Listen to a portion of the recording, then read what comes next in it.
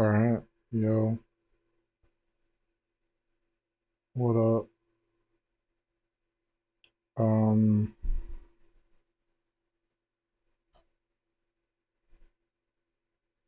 yeah, I think I'm ready. So, Starfield crashed my stream. I just like started up Starfield and that crashed my. I didn't know that would happen. I thought like it wouldn't be able to run, but I didn't think it would crash my stream.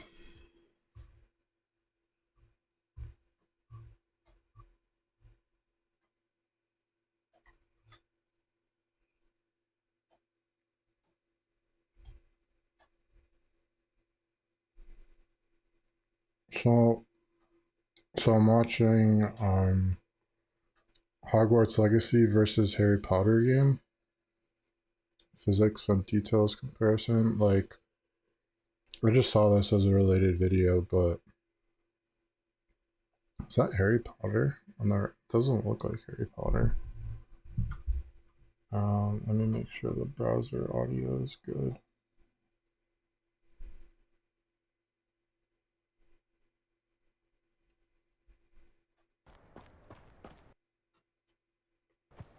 Yeah, I think it's good.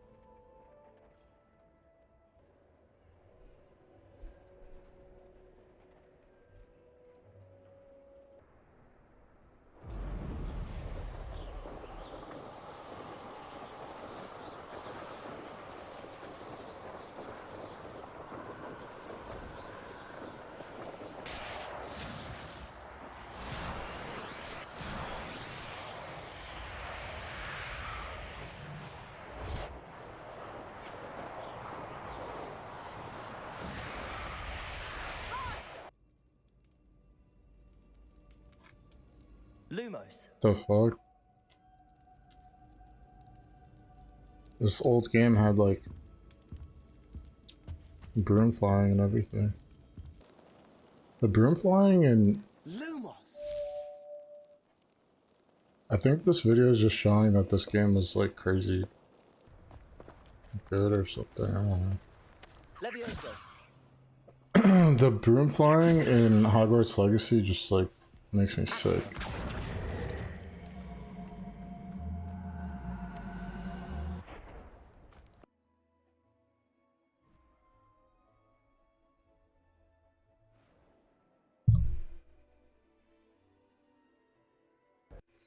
Ready for the next game? Visit G2A.com and browse thousands of keys for games and DLC. Discover brand new titles, timeless.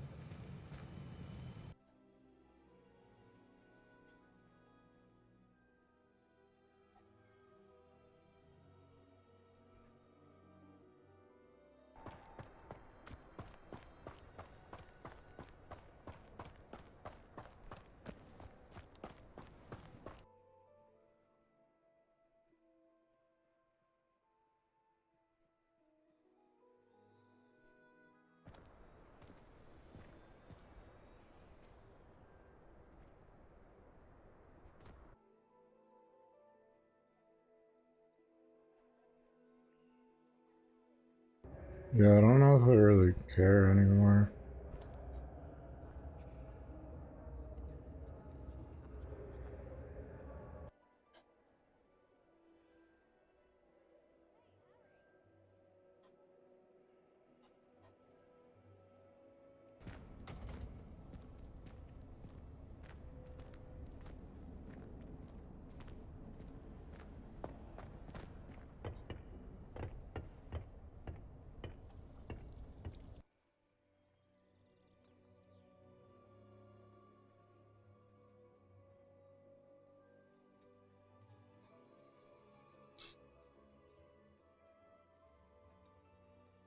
The fuck?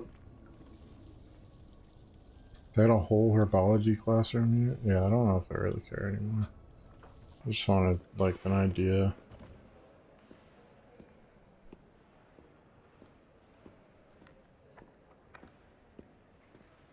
Ranking rares N64. I don't know if I'll watch this whole thing, but Rare games are always so good.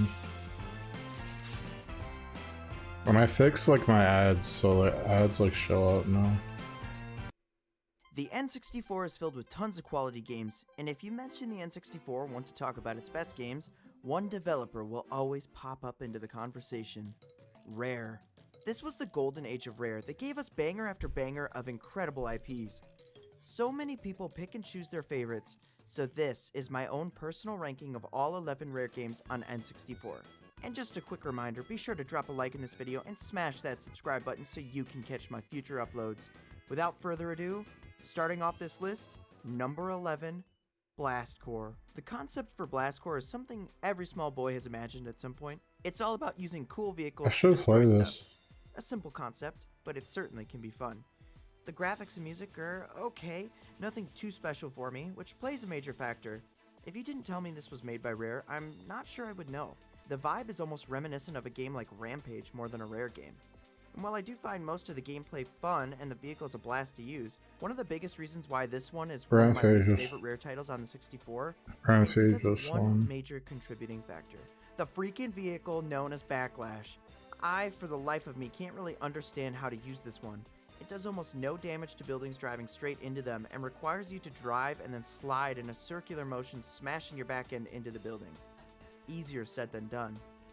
You know how when old games had stiff controls, we would call them tank controls? Like Resident Evil? Well, we are basically driving a tank, and those controls would be so welcome.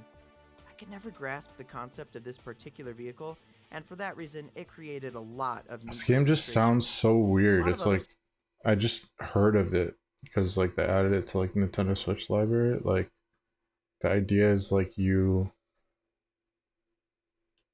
blow up buildings. That's like the main. Maybe like they need to like build something in the area or something. I don't know, but you It's just had a like similar blow issue up based on what I buildings. see online, so it hits the bottom of my list. It's not for the sole reason of that vehicle, but also just the rest of the game isn't as strong as the others on this list. Now let's press on to number 10, Killer Instinct Gold. I doubt this is a surprise. My contender that was closely in front of Blast Core is Killer Instinct Gold. I'm not a major fighting game enthusiast. I have some certain ones I really loved and adored growing up, but I'd be hard pressed to buy a fighting game brand new these days aside from Super Smash Bros.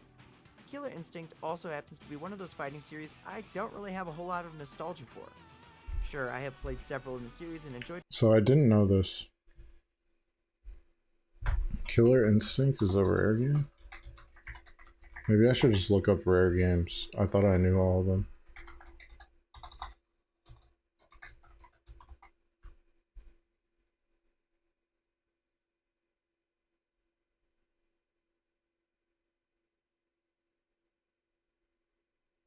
Damn, so they recreated it. Like this version's made by Rare. Maybe someone else did the definitive edition.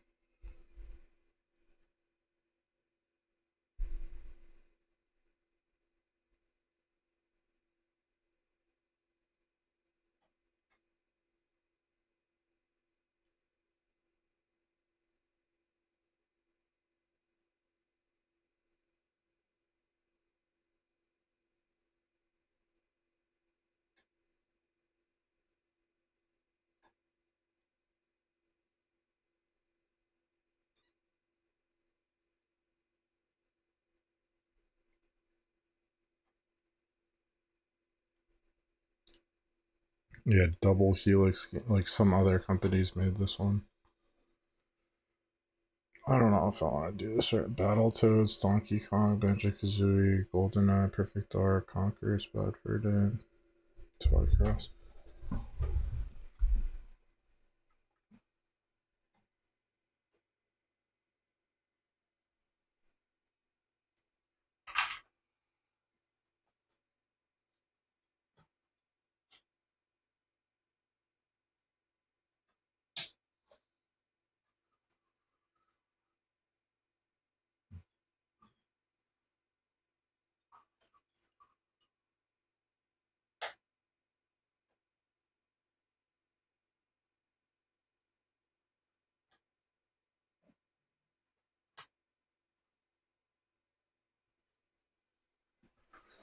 This stuff is like so good. This one I got. Cause I've been like trying these flavored water things and like a lot of them suck. Taste like medicine.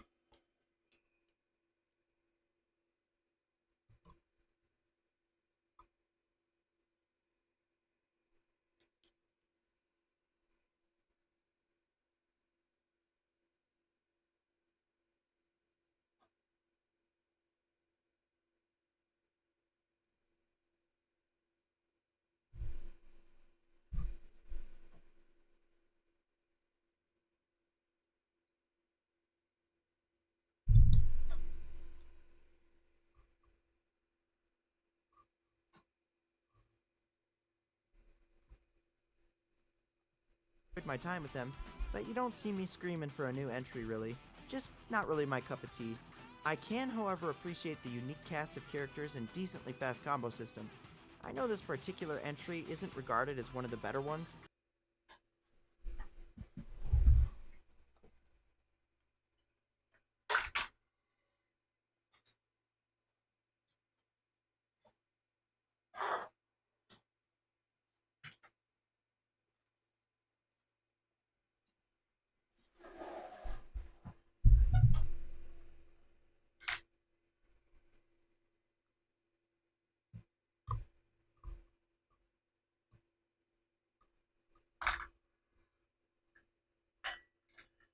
Problem is like a fighting game.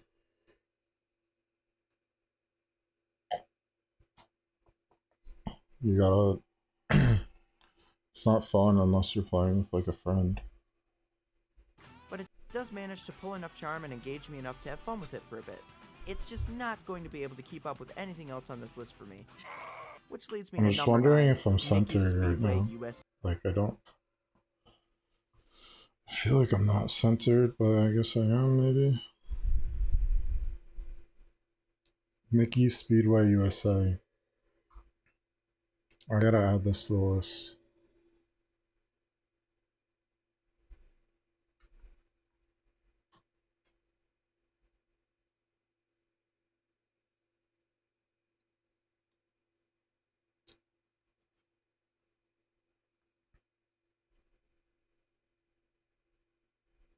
It's like a.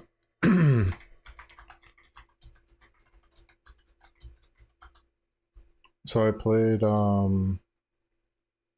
what's it called?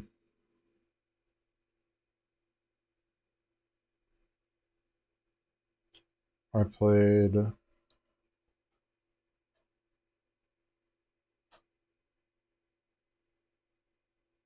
Diddy Kong Racing. It looks like Diddy Kong Racing.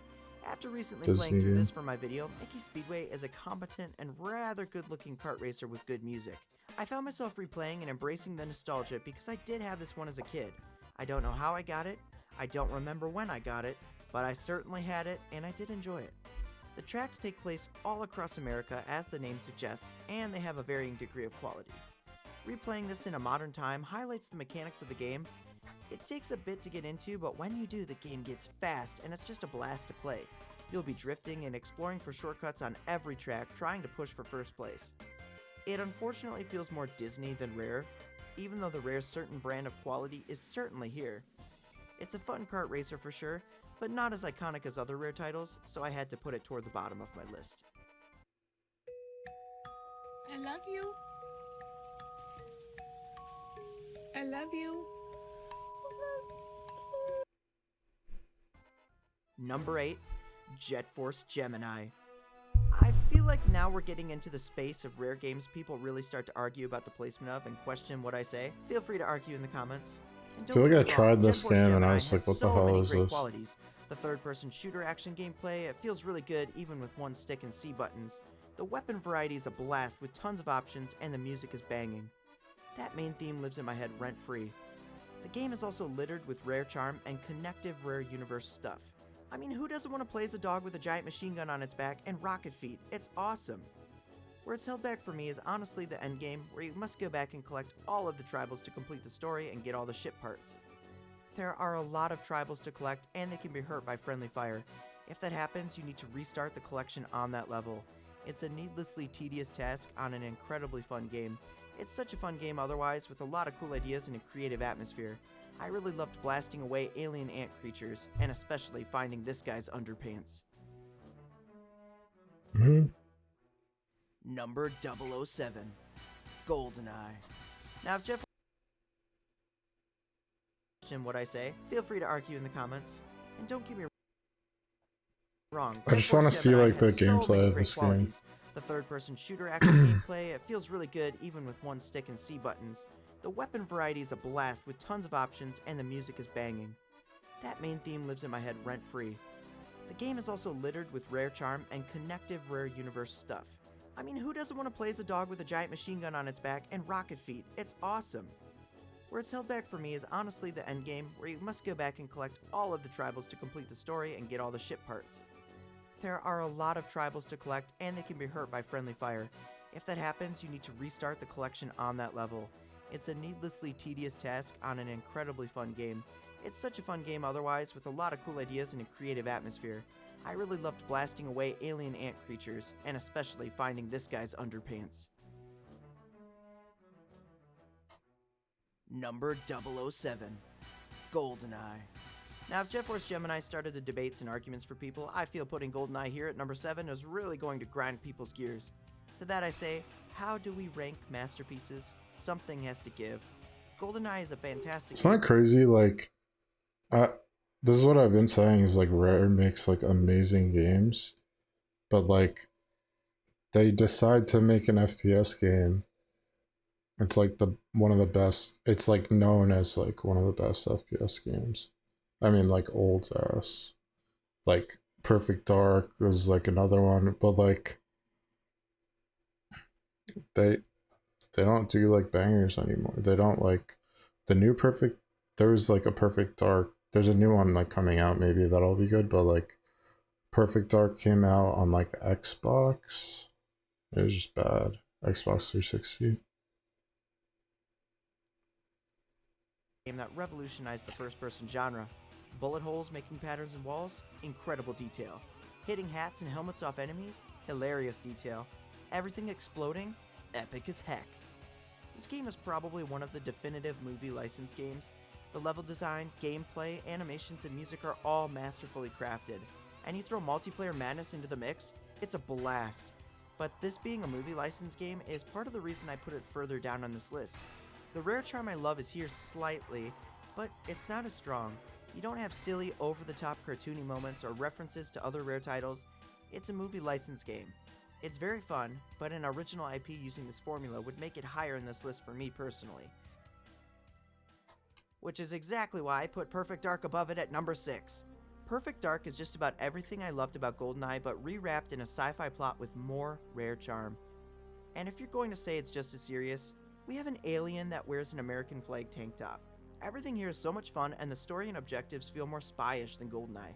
You have a super colorful cast of characters ranging from an alien named Elvis to Mr. Blonde, an alien in disguise, to an artificial intelligence named Dr. Carroll. The level design is also incredible, with places like Air Force One, top secret bases, and a freaking alien ship. I also felt GoldenEye had a lot more simplified objectives, where missions in Perfect Dark got a bit complex and silly, like take an outfit from a scientist and infiltrate Area 51 looking for an alien body with your infrared tool. It's pretty epic like that all the way through, and adds a bunch of rare silliness that somehow blends with the slightly more serious tone otherwise. I love that stuff. Not to mention the graphics are just a bit better looking. Everything about Perfect Dark screams like an improvement over GoldenEye, and that's why I put it above it. For me though, the first-person genre just isn't quite as entertaining as platformers, so moving on to my number 5, it's Conker's Bad Fur Day. What can I say? Conker, it's a one-of-a-kind gem. You'd be hard-pressed to find any game that really plays and acts like Conker. It's filled with movie references, dirty jokes, and creative ideas. Every level in this game is a treat, even if there is a difficulty spike. In a world of platformers, the mature theme of Conker totally makes it stand out. You'll be laughing and having a good time throughout, even if you're failing.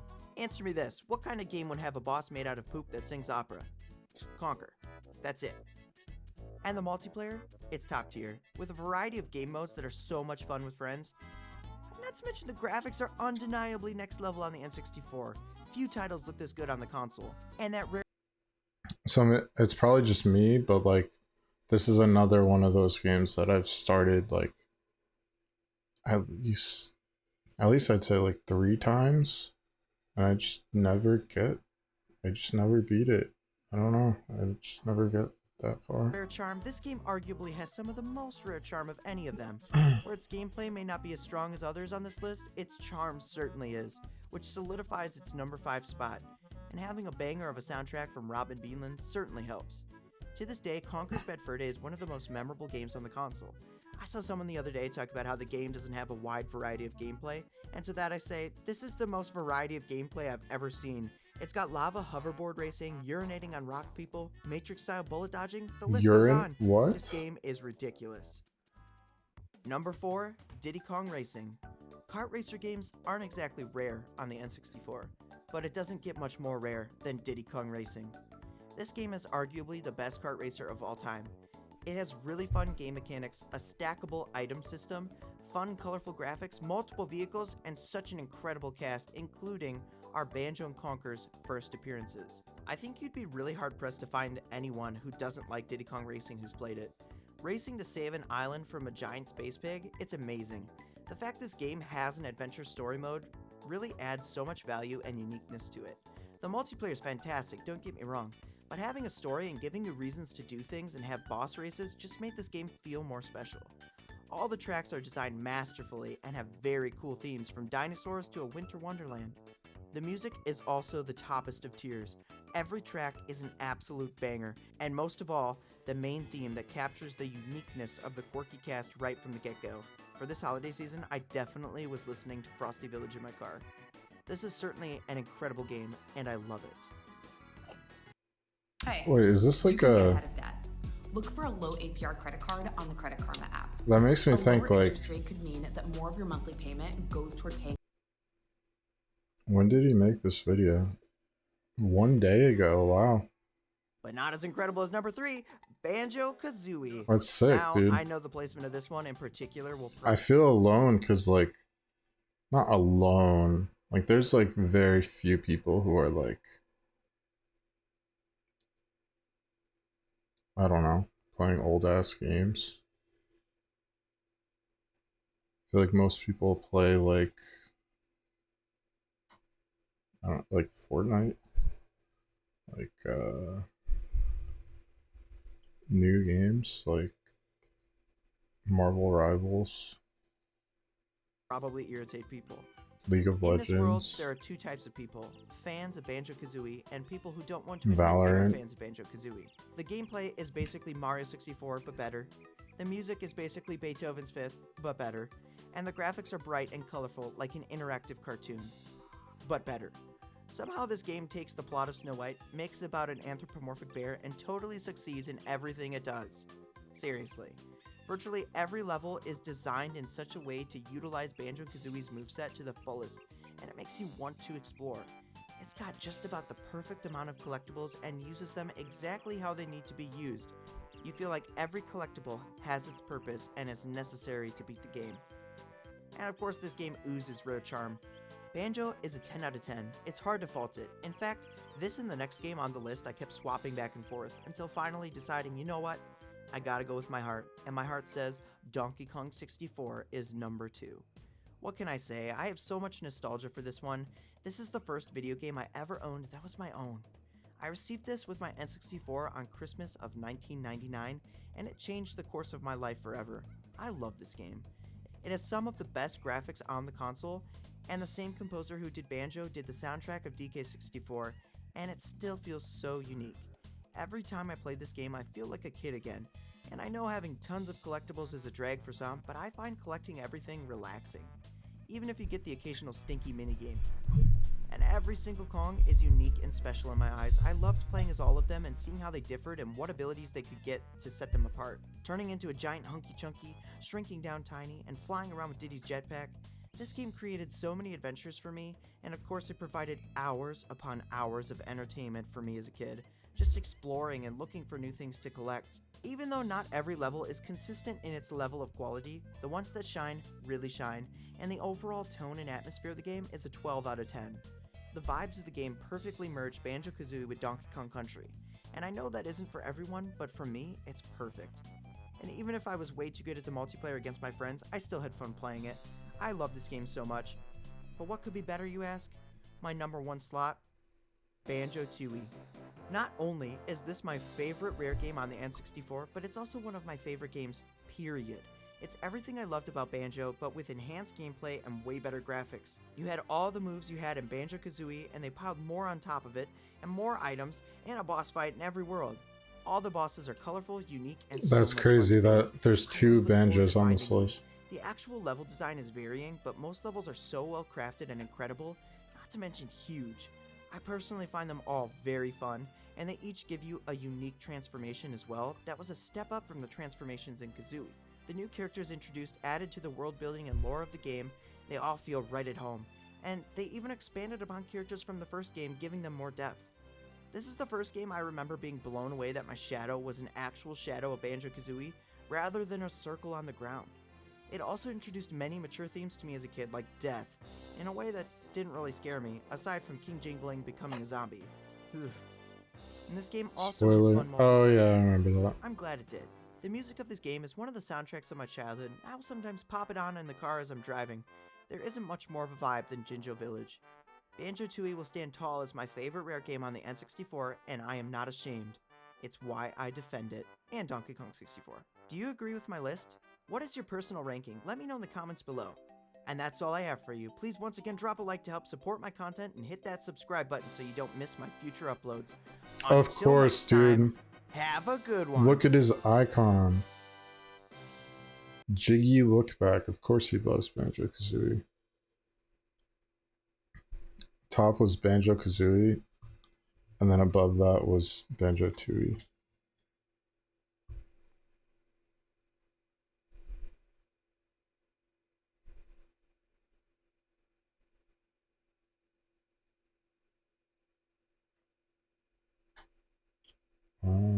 Let me look at like news articles. I think I missed like so many.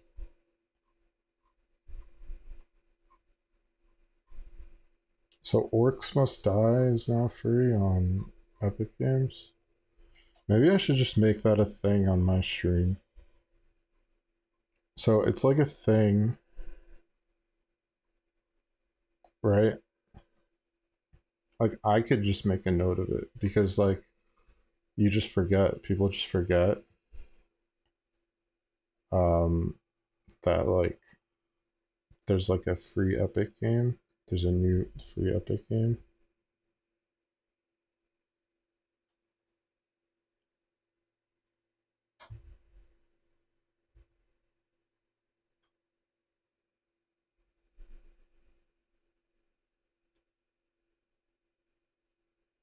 But the free Epic game right now on the Epic Games launcher is Orcs Must Die 3. But I already got that for free. Like there was that was free another day. I already got that.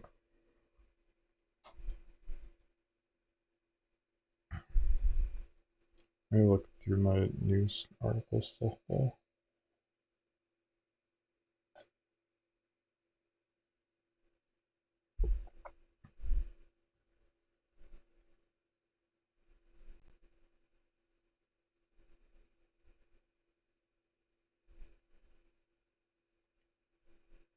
What is this? Here's 20 delightfully isometric minutes of Underrail 2's. I have no idea what Underrail 2 is. Underrail 2's Apocalyptic Undergrounds. Isometric Apocalypse sequel Underrail 2 Infusion is setting on. Blah, blah, blah, blah, blah, blah. Alright, let me see.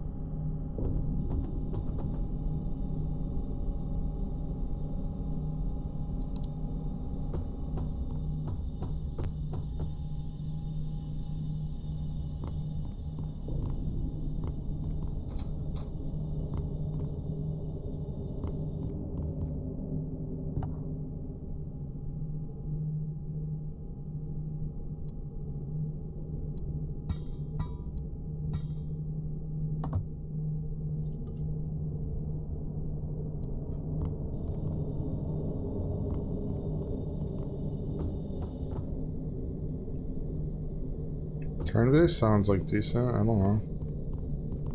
Turn-based and like Fallout was weird.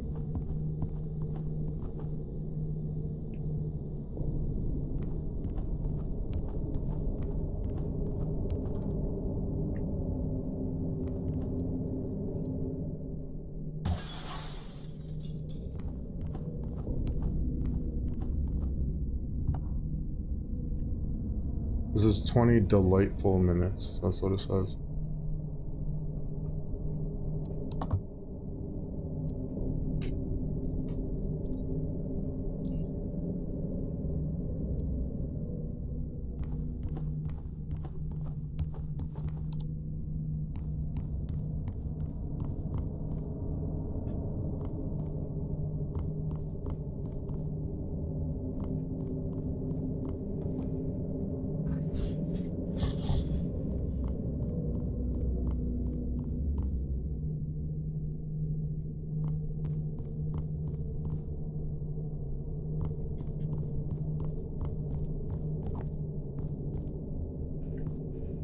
I am bored. Do something. Oh, do you fight people?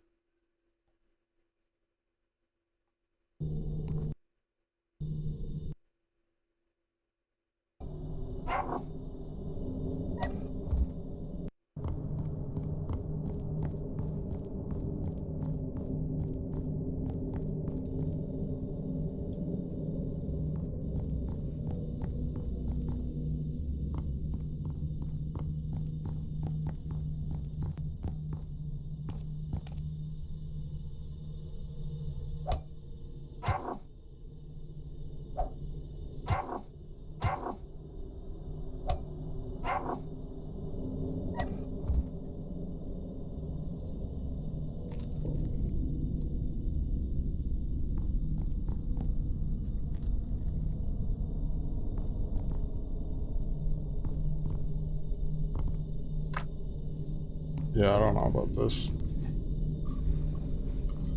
I'm gonna say meh. Like, imagine you get to a boss fight and then you click to attack. It's like kind of like Diablo, but not. It's like grid based. I don't know. I don't know why that was delightful.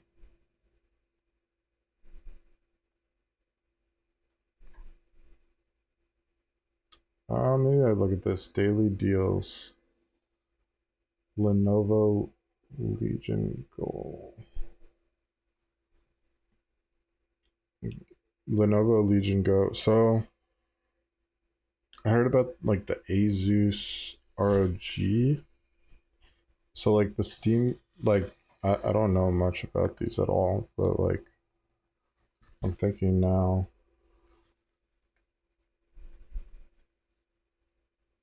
I think like after the Steam Deck came out, all the other companies are like, yo, like we wanna make our own Steam Deck. That's what it seems like, at least when I look at it right now. Persona 5 Royal.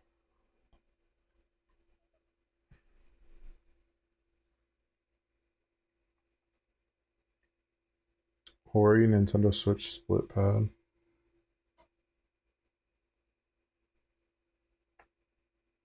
It looks so dumb.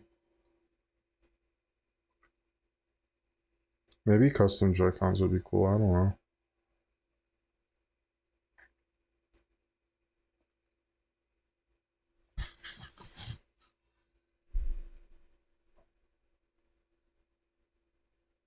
This is what I'm talking about.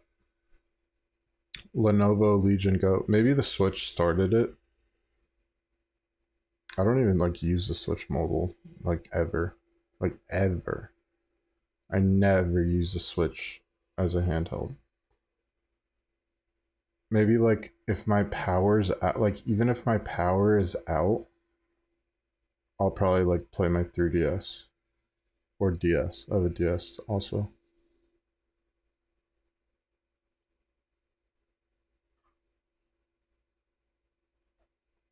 And like some games I've never played on there.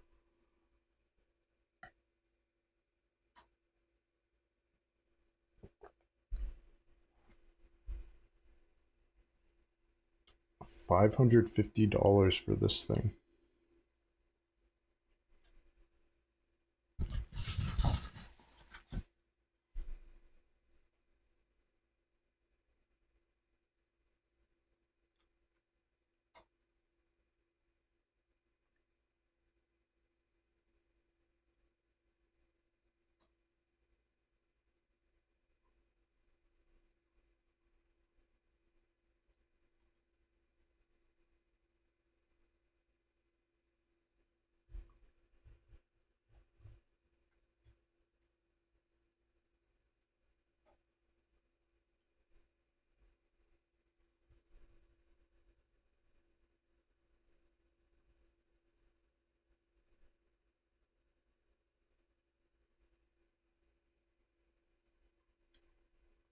Alright, so this is a trailer for a new Spider-Man show.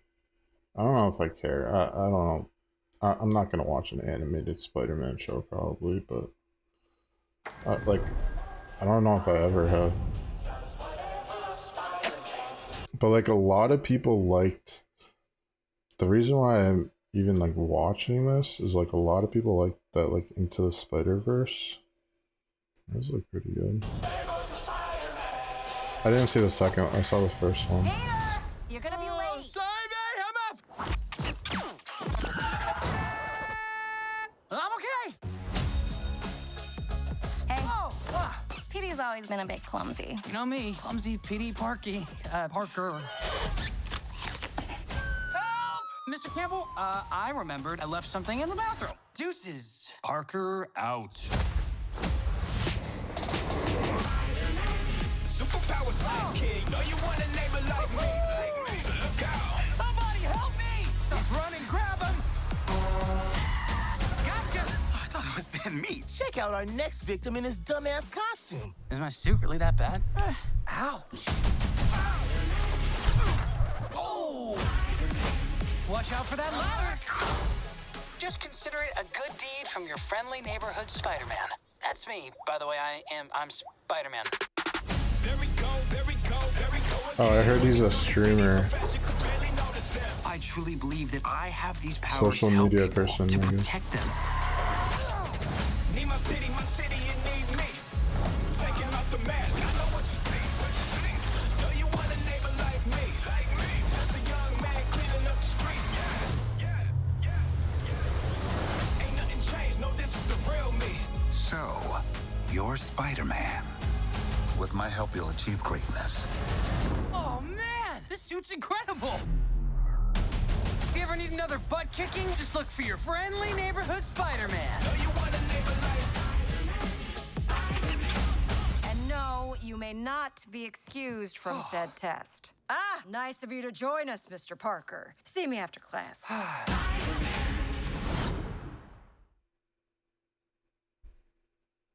Yeah, I'm probably not gonna watch that. Marvel animation.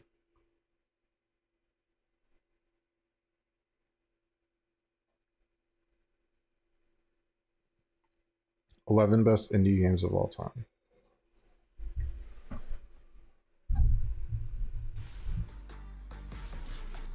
Stare all you want, but I won't let you touch my tail. My ultimate mission. You probably know that feeling. Creating a best of all time list is really difficult, but I just had to do it at some point. So it's finally time to talk about the best indie games of all time, or rather my favorite indie games ever. I'm pretty sure that this list will surprise you, as you won't find some of the all-time fan favorites here. Let us all know your favorite indie games of all time in the comments. Alright, let's go.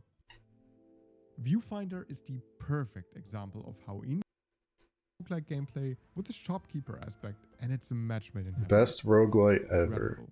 That's like a tall claim. Moonlighter is by far my Moonlighter? favorite roguelite. This beautiful game combines classic action roguelike gameplay with the shopkeeper aspect, and it's a match made in heaven. In this case, roguelite means exploring dungeons, finding valuable loot, and fighting tough bosses at night, and selling your rare goods in your shop during the day. With your earned money and materials, you craft better equipment, defeat tougher enemies, and get more valuable loot, and repeat this loop. This gameplay is absolutely addictive, and the pacing this results from this is perfect. You are constantly achieving something, like getting richer or crafting new gear.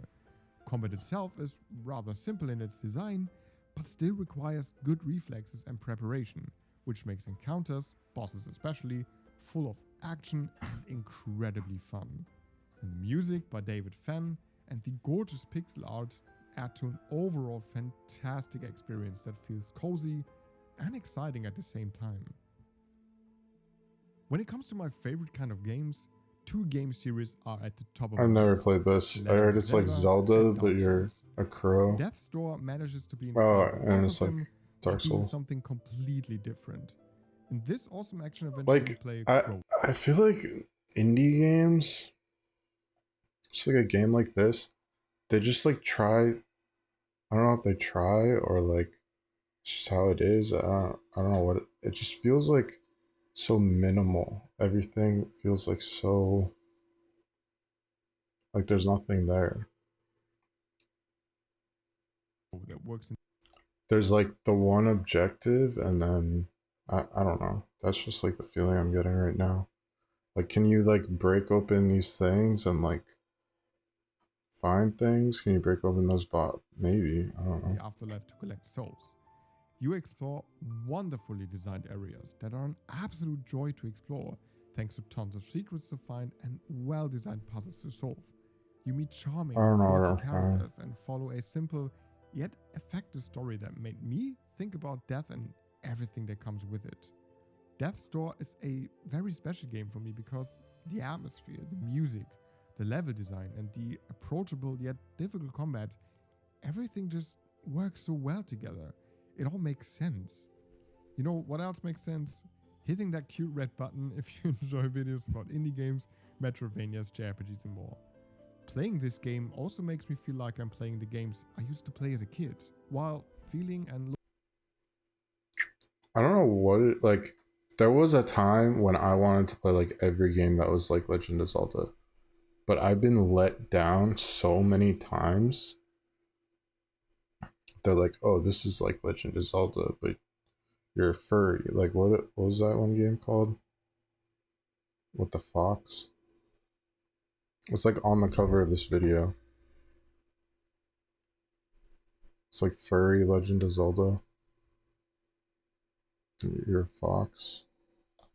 I played that and I hated it. Like, I just got let down by all these indie games that are like, oh, like this is a 3D platformer and it fucking sucks. Oh, this is a Zelda game. No, it's like trash. I've been let down so many times that I don't even like get my hopes up about something like this. I don't know. looking modern. Death's Door is far more than a Zelda-like. It's a masterpiece. Islets is an utterly brilliant Metroidvania for many reasons. I have this game for I got it for free on Epic Games. I would even say that Islets has the best movement in the whole genre. Looks so That's stupid. because every ability you Looks get so adds dumb. more and more movement options and creates such an addictive fluidity that even just moving around is more fun than a lot of AAA games. But it's also brilliant because some upgrades you can find are inspired by roguelikes, giving modifications a certain degree of randomness. That may sound weird at first, but it makes exploration so much fun, as building your character is a thing unique to your playthrough. It's also brilliant because during the story you have to reconnect floating islands, so all the areas that are separated in the beginning form one large interconnected world in the end. And it's also brilliant because the graphics, music, and charming characters create an atmosphere so welcoming yet so unsettling at the same time that it's hard not to be sucked in by this in the first couple of minutes. Islets is unique, very confident about it, and therefore so damn good. That's why I won't stop talking about this Metroidvania gem. It's rare that a game makes me say, like shit. wow, over and over again, but that's exactly what Sea of Stars did. Is I it started perfect? this, No. and I just didn't. I have sea stars. Alright, I'm gonna start up Smash. Smash time.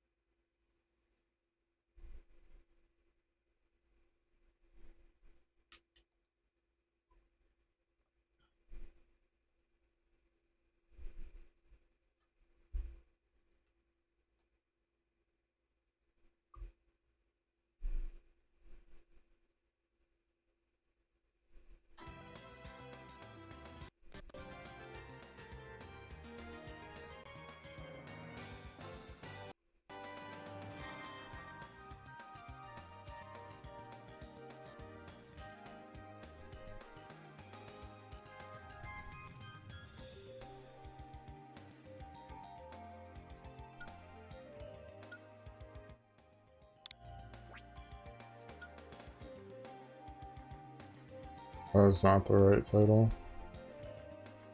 Step into the ring.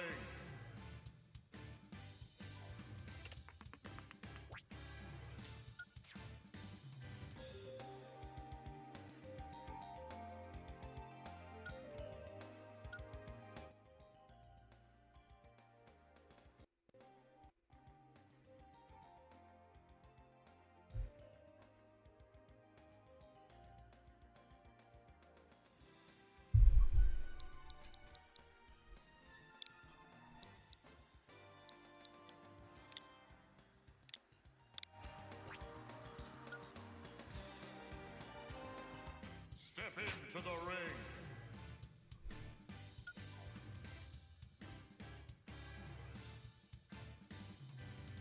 Choose your fighter.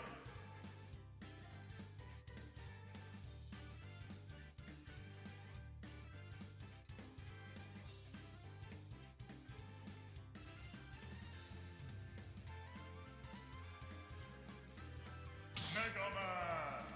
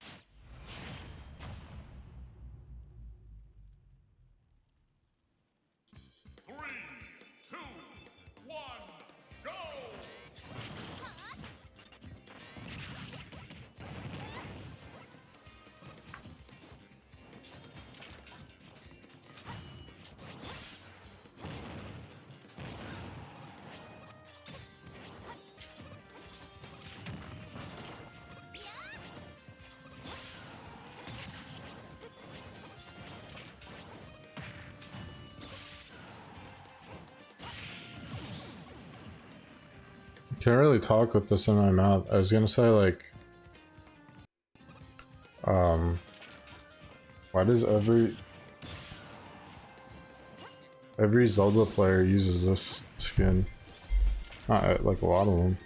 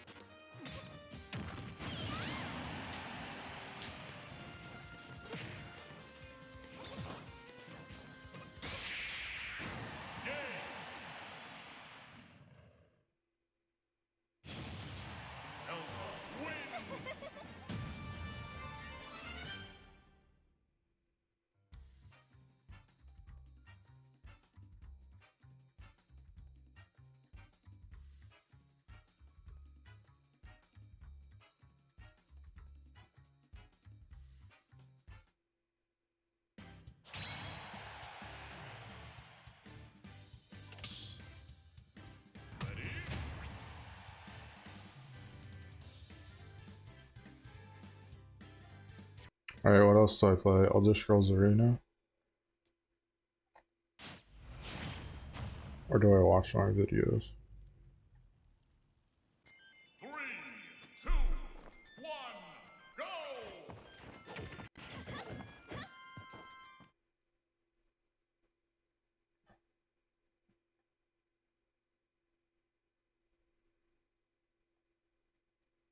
This video kind of sucks, dude.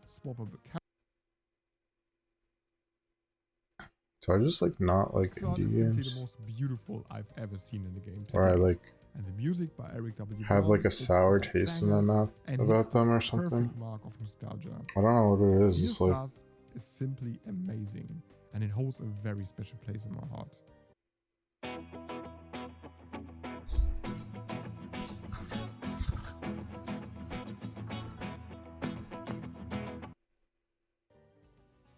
Just like Star Wars: The I don't think I could make this list. 2 is better than it. Like my list of my favorite games, I don't think there was an indie game like maybe like if Psychonauts counts as an, I think that counts as an indie game. Predecessor in every single way. The shift to less Souls-like, more Metroidvania was a decision so good. I hated this game. I just played the demo, but I hated it. Ever made. The 3 weapons not only work as powerful tools for the brilliant fast-paced and challenging combat, but also for platforming sections and puzzles. That fusion, combined with great movement abilities, create a deeply satisfying exploration. But also, there are so many secrets and items to find, which makes Blasphemous 2 one of the most rewarding Metroidvanias. Combat is absolutely perfect, as enemies have easy to read but sometimes hard to master attack patterns. Bosses especially are designed so well because each of them come with a lot of mechanics to learn and surprise you with attacks, phase changes, and unique battle arenas. And again, you notice how important atmosphere is for me, but the atmosphere in this, it's so dark and so uniquely unsettling, but thanks to the music and environmental design, it's also extremely interesting, which sucks you in completely. Blasphemous 2 not only is a perfect example of how to do a perfect sequel, but it's also how to create a brilliant Metroidvania. Speaking of brilliant Metroidvanias, Lone Fungus is absolutely insane. That's because it took a lot of inspiration from Hollow Knight, but made it its own thing. A lot of the platforming sections are inspired by the Path of Pain, but they find the perfect balance between approachable and challenging, which makes them enjoyable for more players and extremely satisfying. There are so many abilities to unlock that are useful in combat as well as for the exploration, which I think, if implemented well, is the perfect way of making a Metroidvania fun. The result is a great feel for exploration on a huge map with a countless amount of secret paths, hidden items, and optional platforming challenges to discover. Exploration is also a joy because the more abilities you get, the more fluid the movement and the more acrobatic the mushroom gets.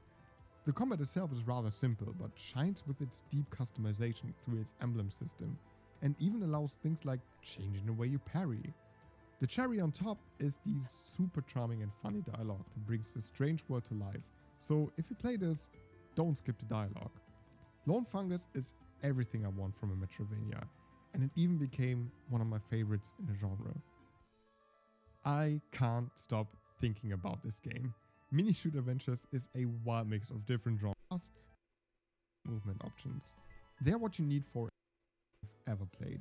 Blowing on its own, but seeing the quality of this game on this list, it was kind of hard to decide which. Chained Echoes, I've heard of that. These games are on my list. They are amongst the best games I've ever played. Chained Echoes is a JRPG developed by a single person, which is mind-blowing on its own, but seeing the quality of this game is unbelievable. The story of Chained Echoes is exciting, emotional, engaging, and definitely one of the most memorable stories I ever experienced. At the same time, the characters are highly likable and the world is full of interesting, beautiful places. And this actually looks like a... This looks good. This looks like Chrono Trigger or something, like an old back and forth on a gauge that game. determines how much damage you deal or take. It's simple in concept, but requires a good strategy. And since you can have 4 characters in combat, they get 1 character each that they can swap with. This combat system just never gets old. Later you can even get in the mech and fight huge monsters. Then there's the addictive reward board, tons of secrets to discover, a masterpiece of a soundtrack composed by Ari Mariano Crew, and beautiful pixel art. This game is an unbelievable JRPG, a love letter to gaming in general, and one of my favorite games of all time. I found this site called box.gg that'll let you unbox packs on their site and they'll ship the physical cards straight to you. They've got digital boxes that are filled with tons of rare Pokemon cards. Let's open this one. You can see exactly what's in each box and the drop chance for each card. I really want an orange. Bring me Moonbreon, bring me Moonbreon. Boom! There it is. All right, I'm going to sell back the extra cards I don't want and withdraw this Moonbreon. While I do that, head to box. Tunic is... This is the game I was talking about, Tunic. They're like, yeah, it's a Legend of Zelda. How about I look, like, I don't know if I'm even gonna play this game, so let me look it up. Items in Tunic.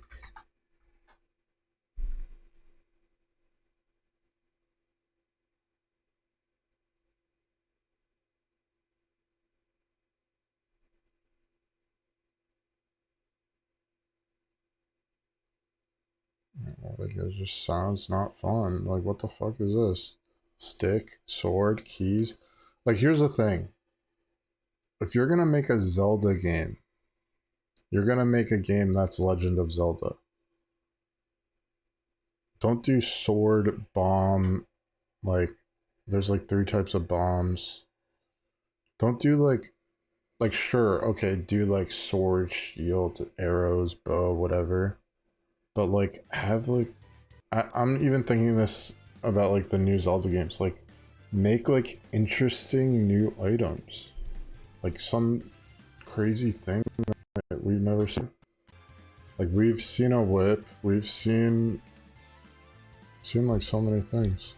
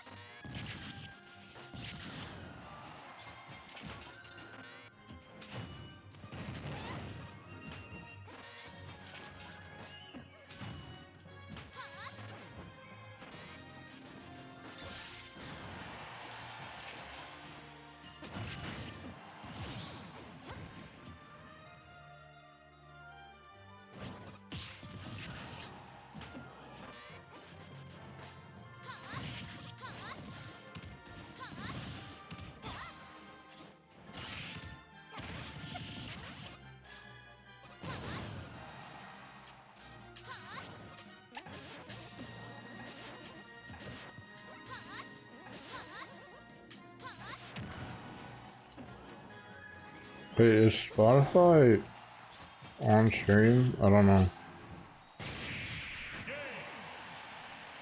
No, fuck.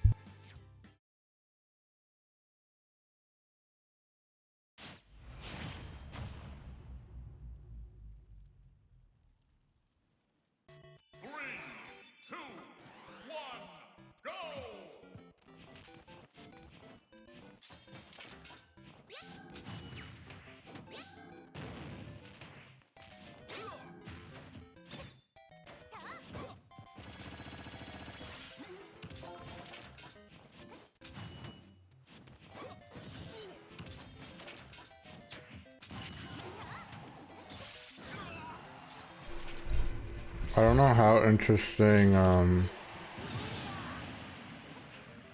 what's it called, is gonna be. Elder Scrolls Arena. So I just got out into a town.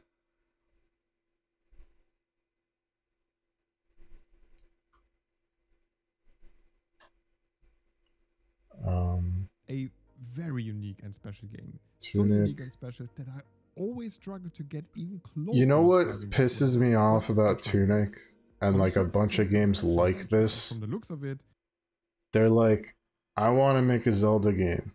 Okay, make a Zelda game, but make it like extremely unique and different and like, you know, something crazy that you've never seen in Zelda. Do like some crazy shit. Don't make like the same game. Or like the same type of game with like no different items, like sword and shield. That's all true, but it's also so much more than that. I guess Tunic is full bosses. of I unconventional didn't fight any features. bosses. I won't spoil because that's the whole fun of it. But it's more than just paying close attention to the environment and finding hidden paths. I mean, that's all in here too, but it's so cleverly implemented that every secret you uncover ends up with you saying, ah, so that was here all along. The bold decision to not tell the player anything was brilliant. The only guidance you get are the pages you find to piece together an instruction manual. But then again, this isn't like, yeah, go here, find that, and then go there. It's different. Again, I don't want to spoil anything here because it's the best part of the game to figure it out on your own. But those who know. On top of all that, there's a simplistic yet deeply satisfying challenging combat system inspired by Dark Souls with incredible bosses. There's the same whip that you get in Zelda.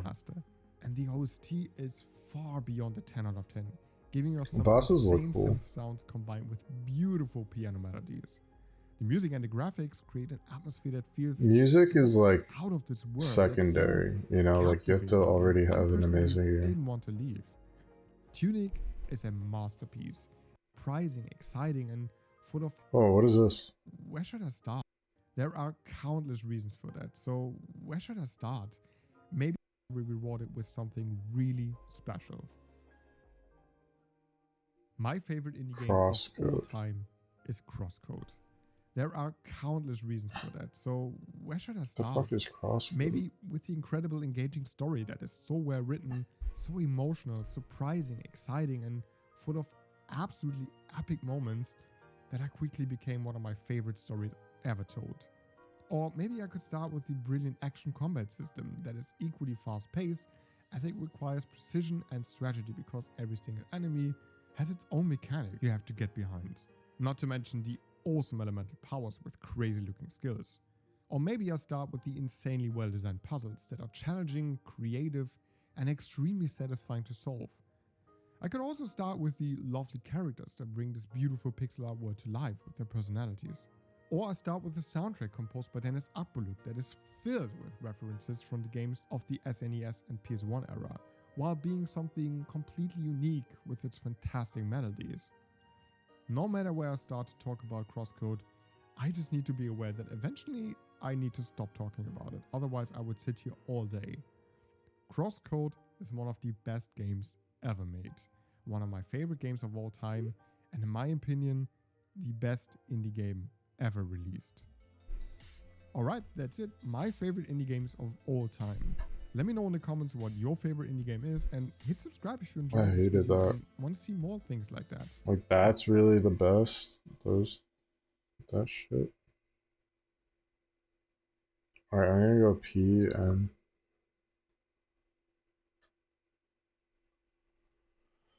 be right back.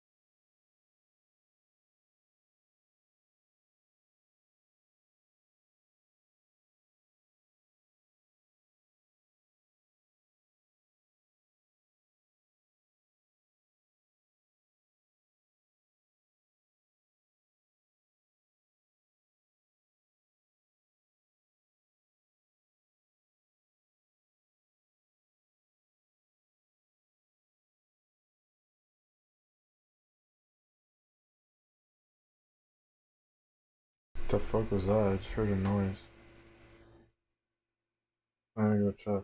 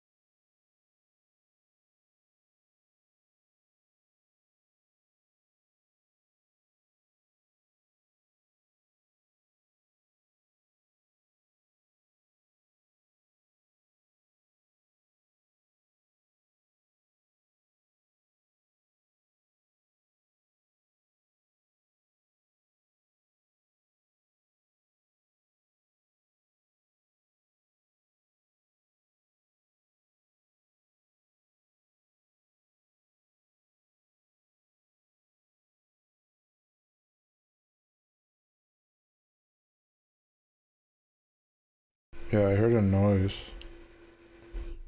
Might have been like rain outside.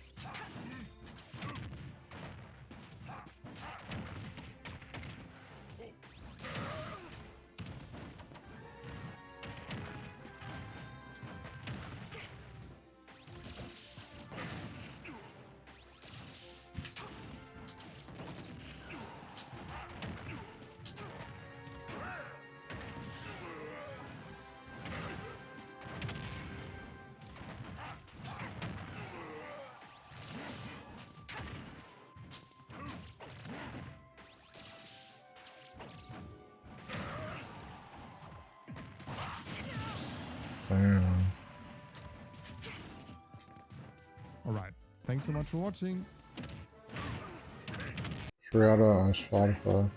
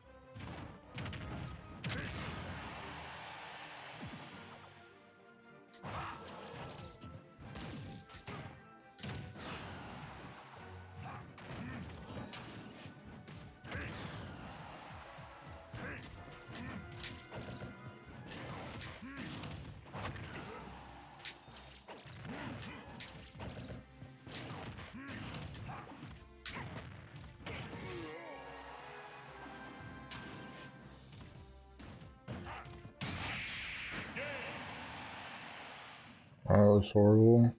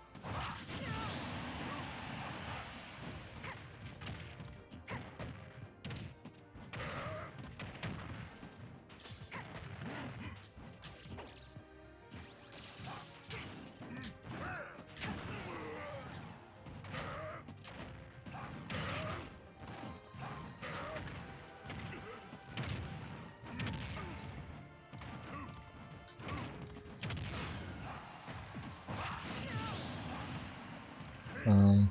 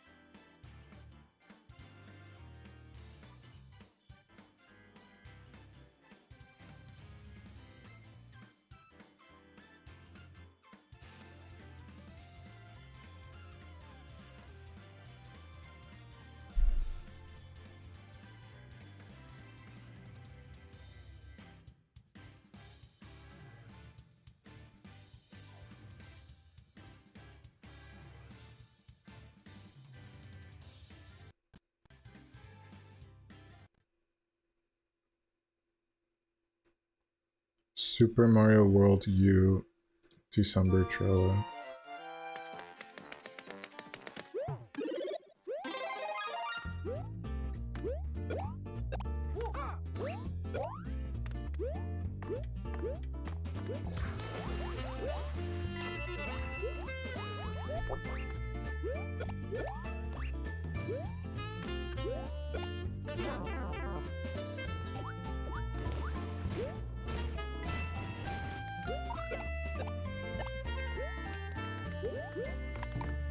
Peter Piranha.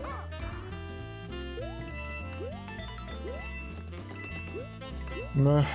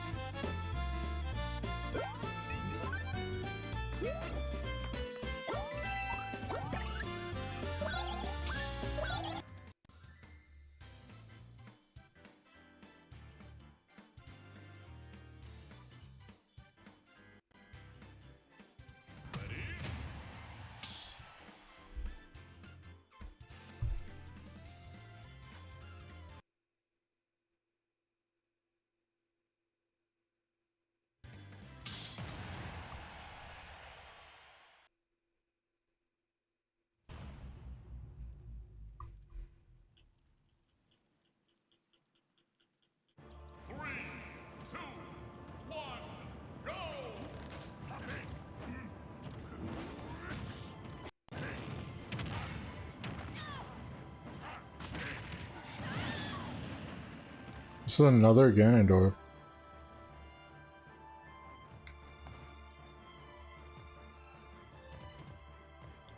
Ugh. It's a bad blueberry.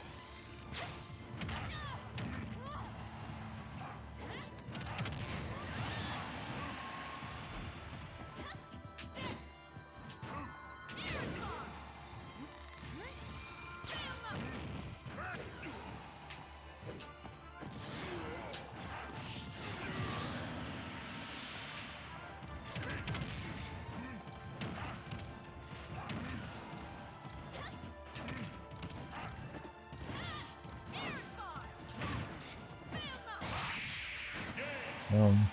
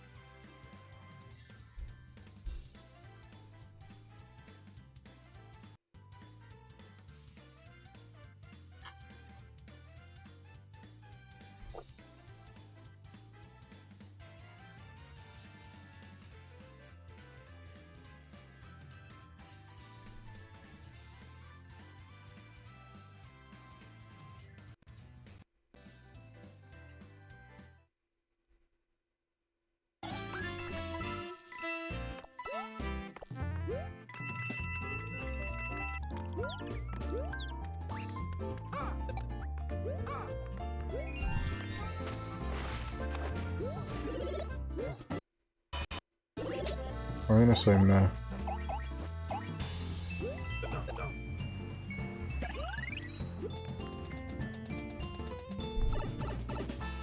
Alright, Zelda 64 Dawn and Dusk. It's like a custom game. 60 plus FPS PC port reveal.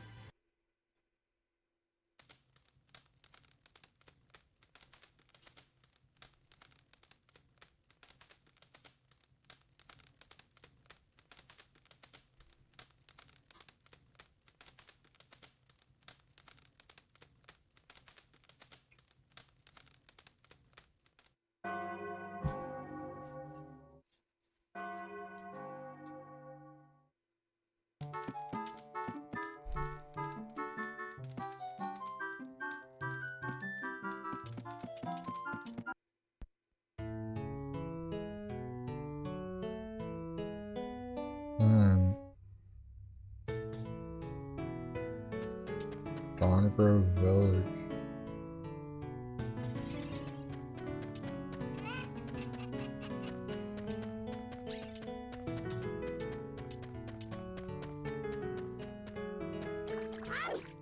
Kinda looks like Ordon Village from Twilight Princess.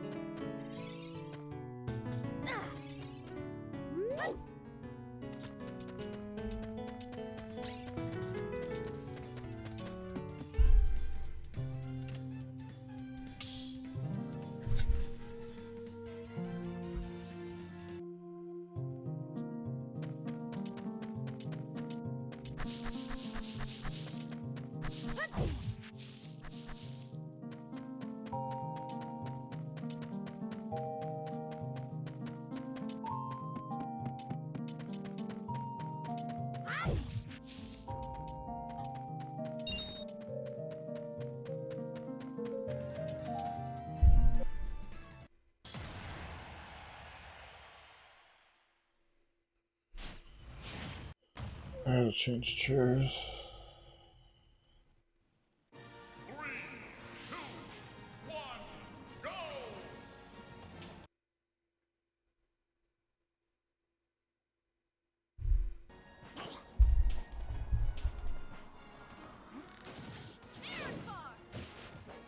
This team.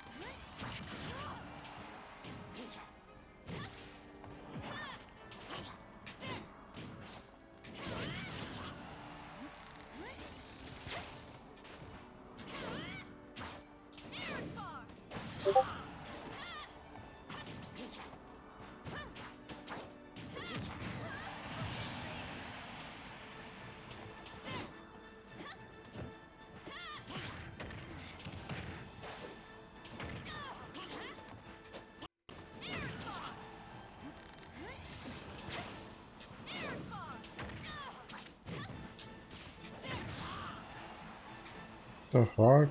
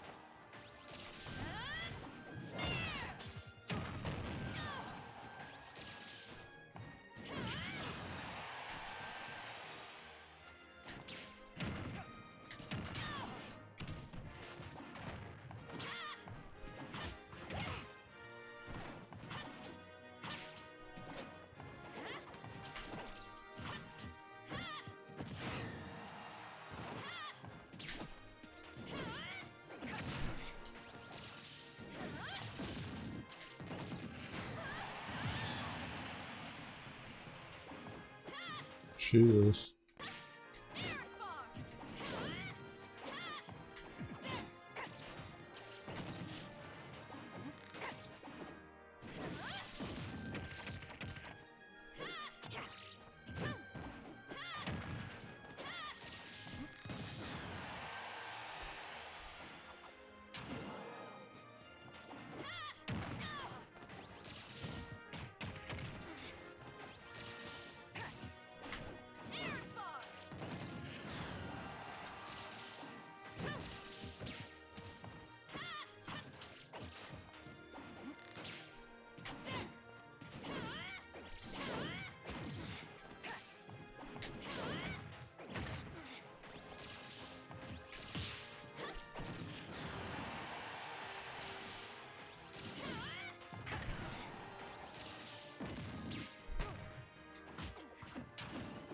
Damn. That's close. Oh.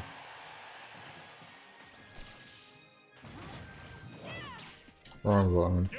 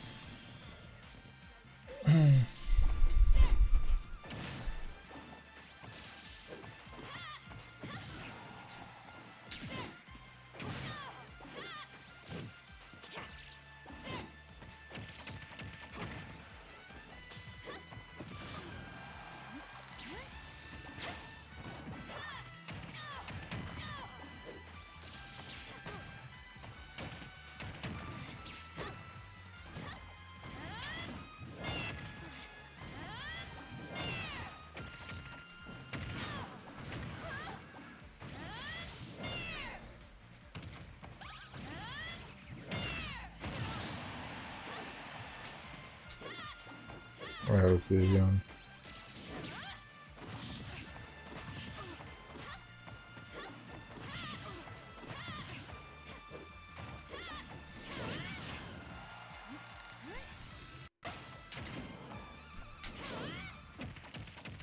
Uh-oh.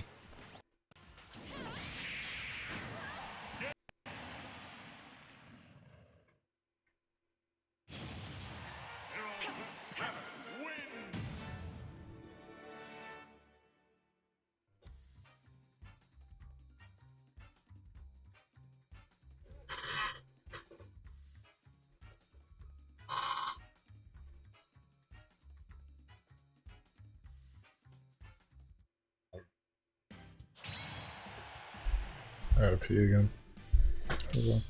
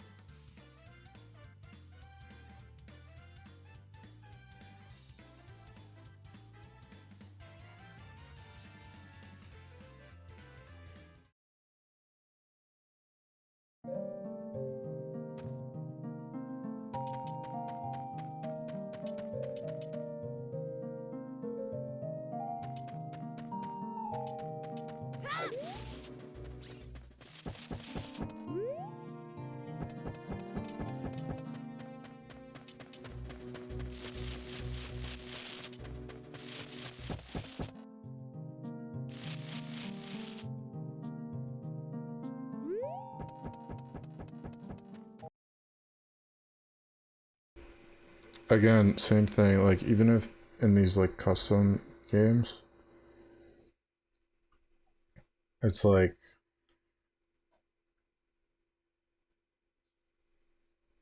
just the same old vanilla shit, dude. It's the same things you're used to seeing. World is different, but like, is that interesting enough? I just want new items. I want cool, like, crazy custom items. That's what I want.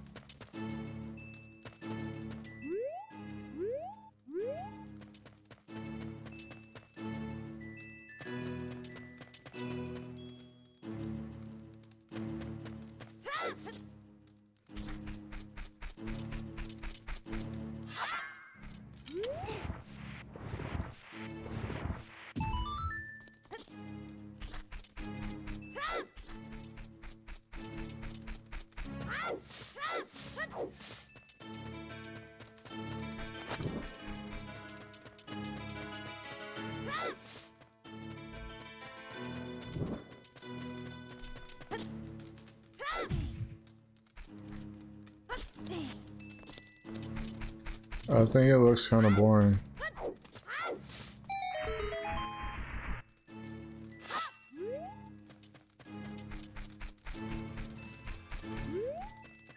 Alright, why is Kirby's house so weird?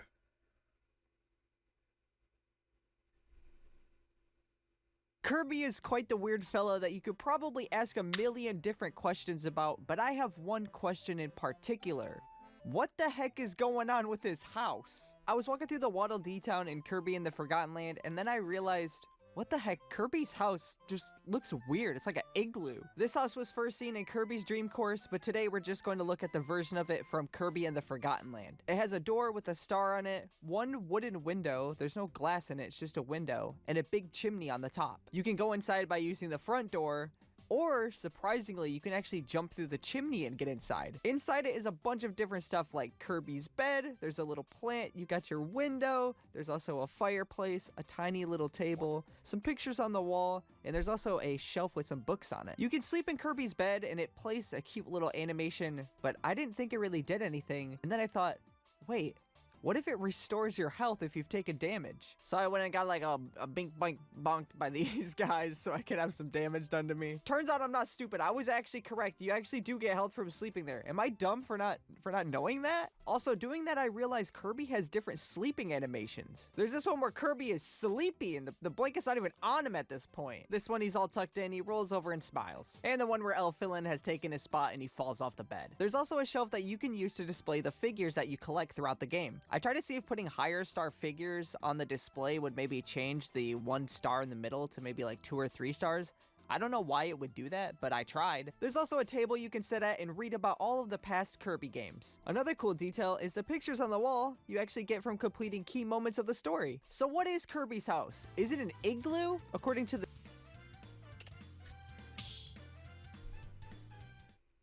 the Japanese manual for Kirby 64, the residents of Dreamland actually built Kirby's house for him after he recovered their stolen food from King Dedede. It really does share a lot of similarities with igloos, but what I really think it is just a super basic house. I mean, it looks pretty close to this primitive grass hut that I found on a website called Boing Boing.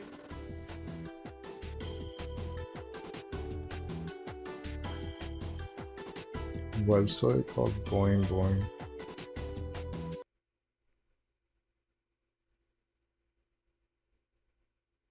LegalZoom makes it simple to start start an LLC in 3 easy steps. Just answer a few basic questions, and we'll take care of the details. Plus, LegalZoom is a one-stop shop for helping you run and protect your business, including access to attorneys and CPAs. Start your LLC today.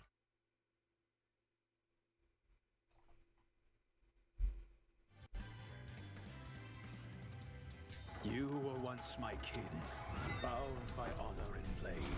But now, look at what you've become. The blood of our people stains your hands. I saw the devil bear his sword and etch his mark on your soul. Well, today...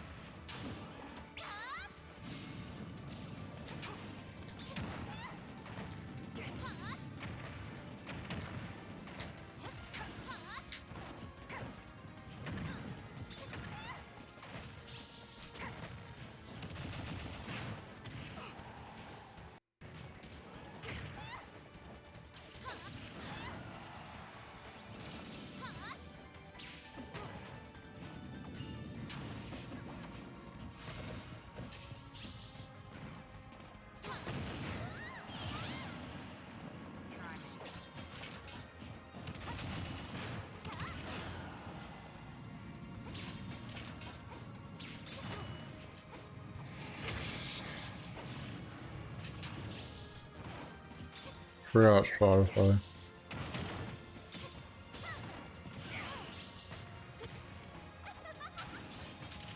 Alright.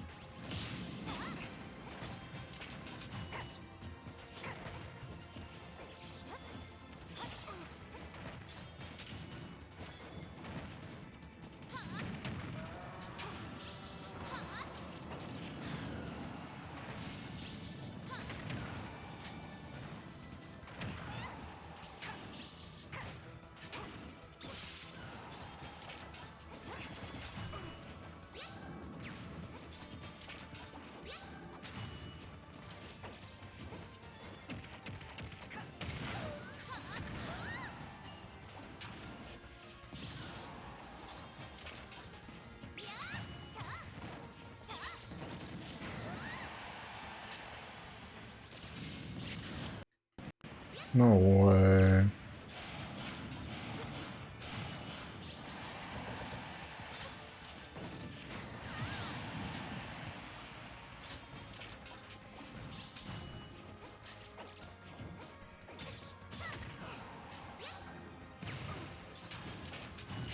I'm dead.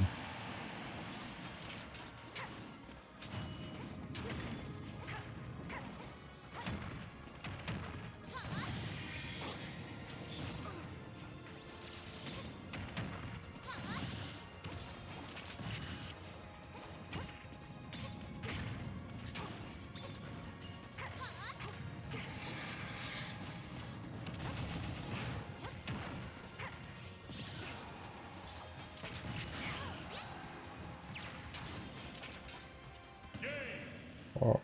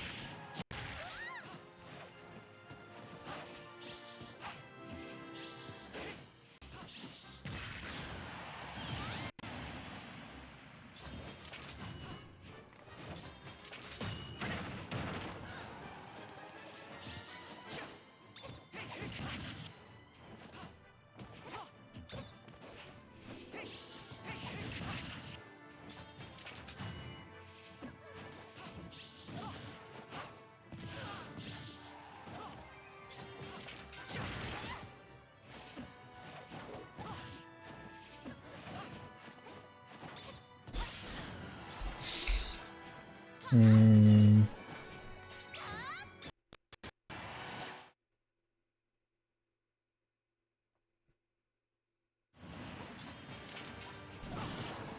Maybe I start up this game.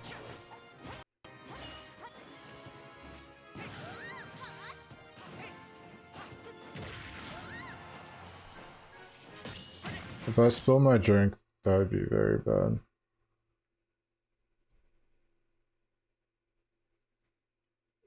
Alright, well, let me start this and see how it goes.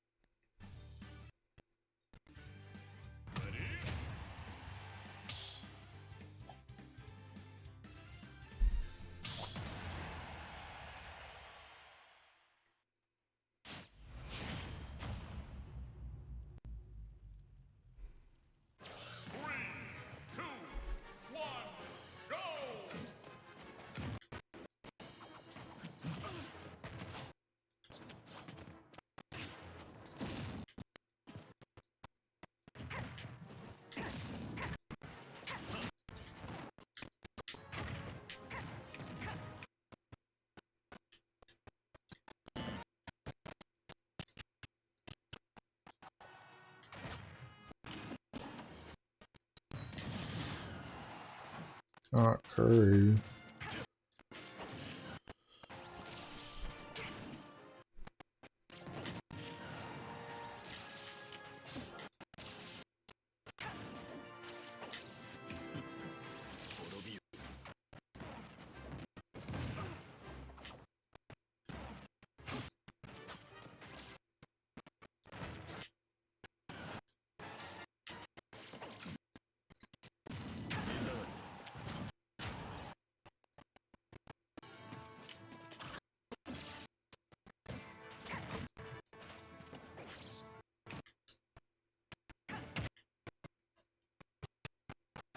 It's cool when that move kills.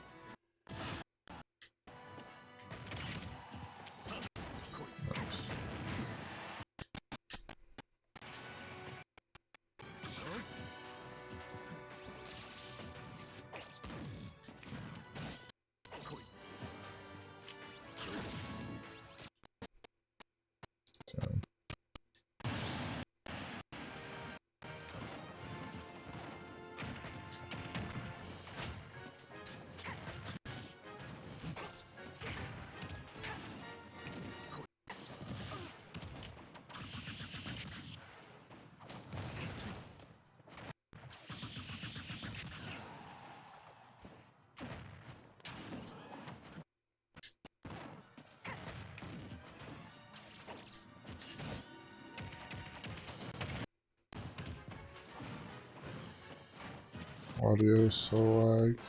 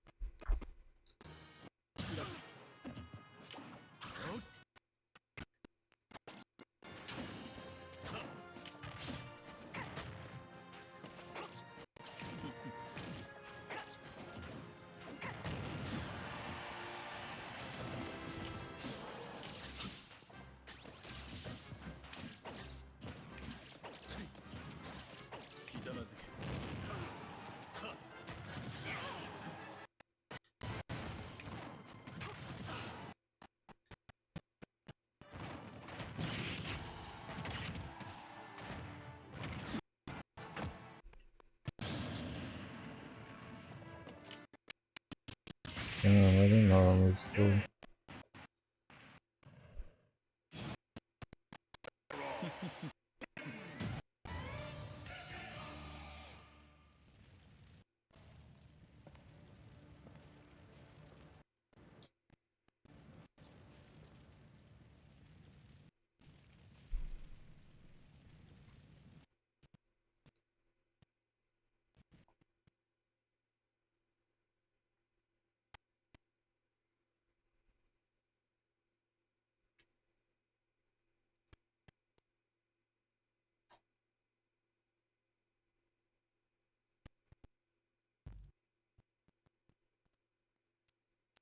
Why is my PC being so slow?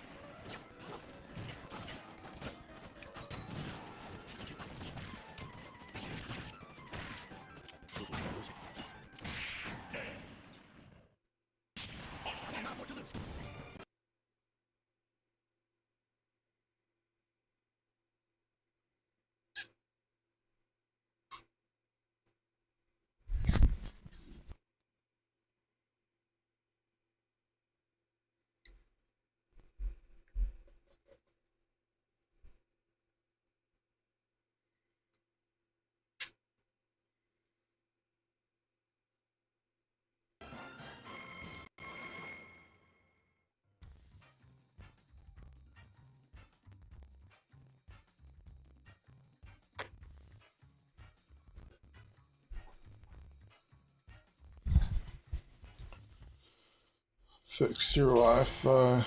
Alright, after this game, I'm gonna BRB.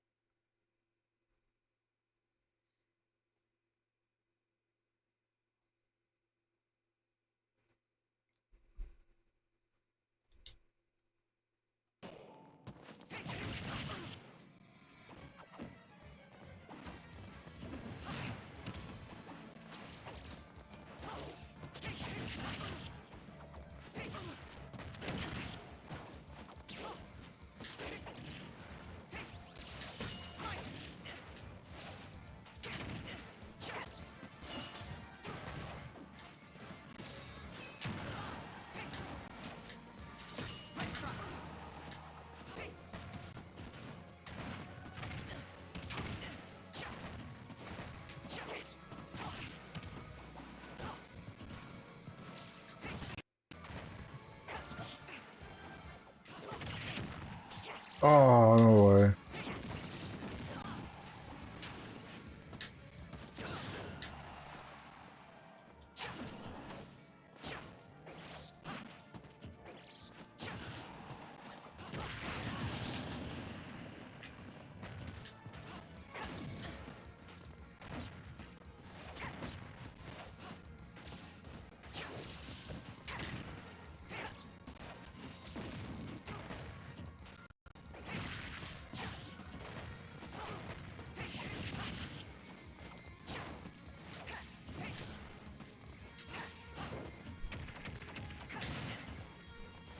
It's a weird smash, right? Down smash. It stuns, but it doesn't kill. I don't. It's like, is that the only smash that doesn't kill?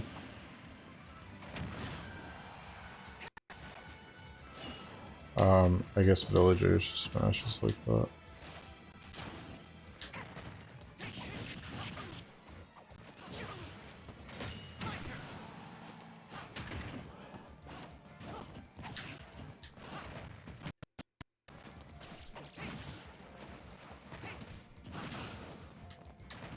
This guy's good.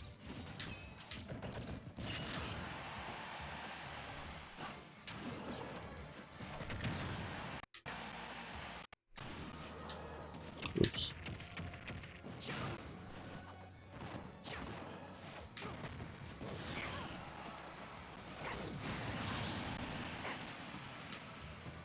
I didn't know that kills.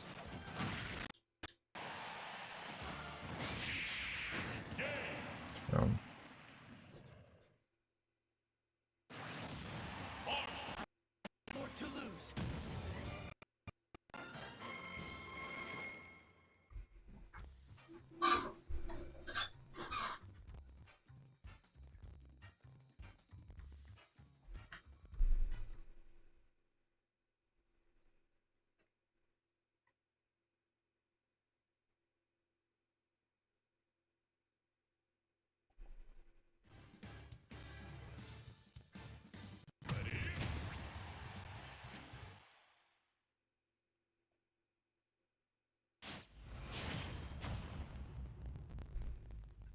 Alright, I'm gonna BRB.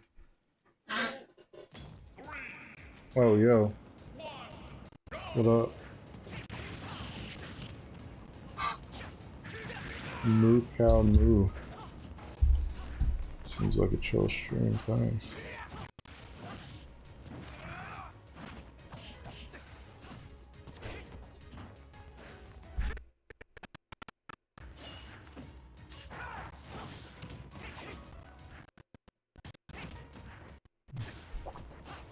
Thanks for the follow.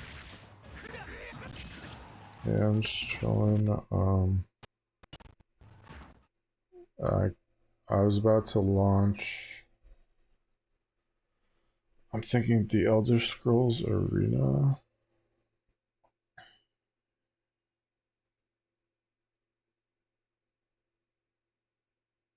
The first Elder Scrolls game.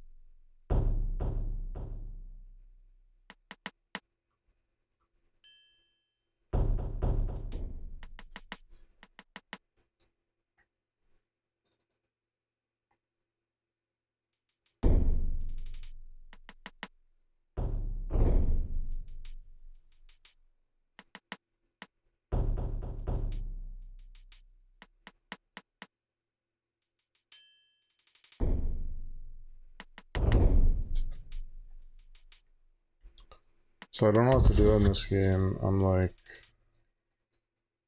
I load search game. So you start out in a dungeon, and it took me like hours to get out of it. And then I got out into this town. It was glitching out. Work rumor. I didn't know that was the name of the town. Fillmore. Who are you?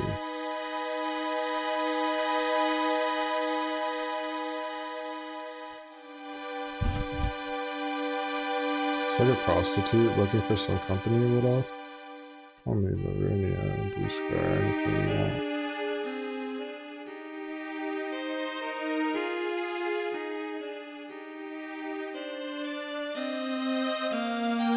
Anything you want.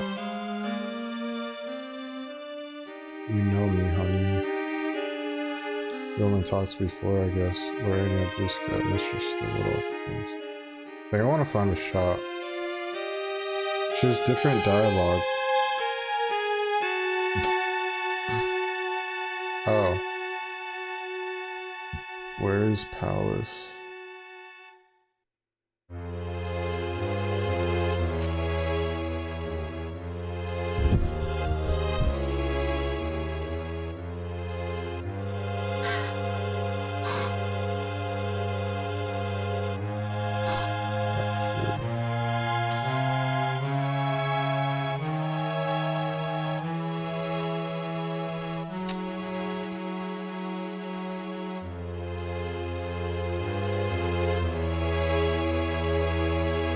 I think I need to find.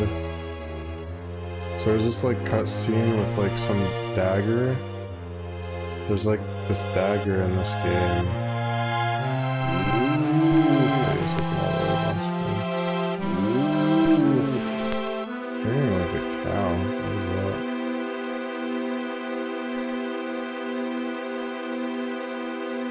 Is the game audio not going through?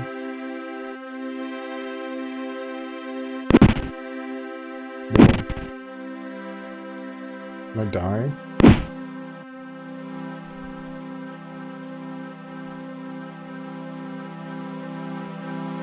What the hell is that thing?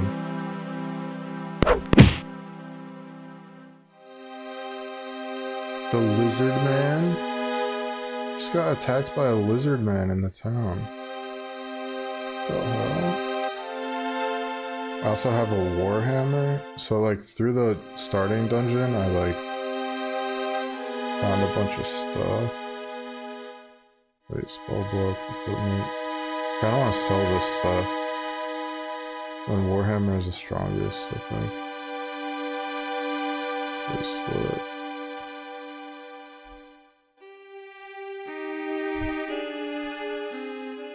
I did not know I would get attacked by a lizard man. That was so random. Who's this? Nosy, ain't you? Gotta watch out. Close somewhere. So I got out of this like starting dungeon and into this town. It's like huge. Huge town with like all these things are buildings. This is like one of the biggest games. That's like kind of what made me want to play it. It's like this map is like so giant. It's like miles and it's like a lot bigger than Skyrim. Pretty sure.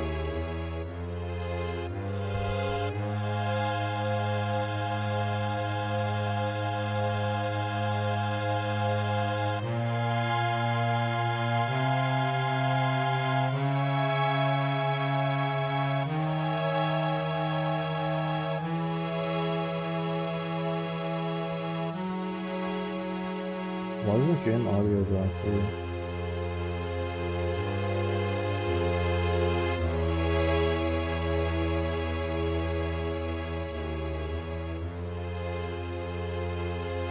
Before?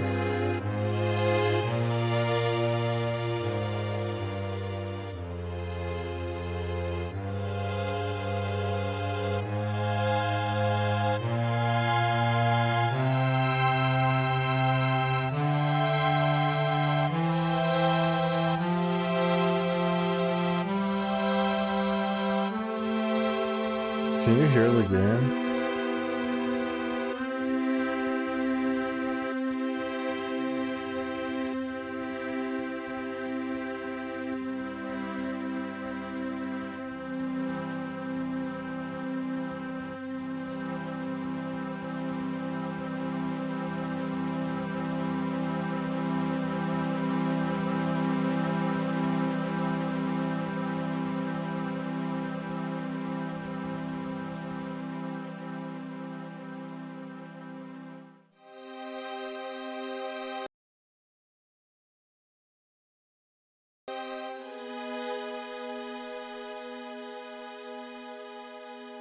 Alright, I think we can now.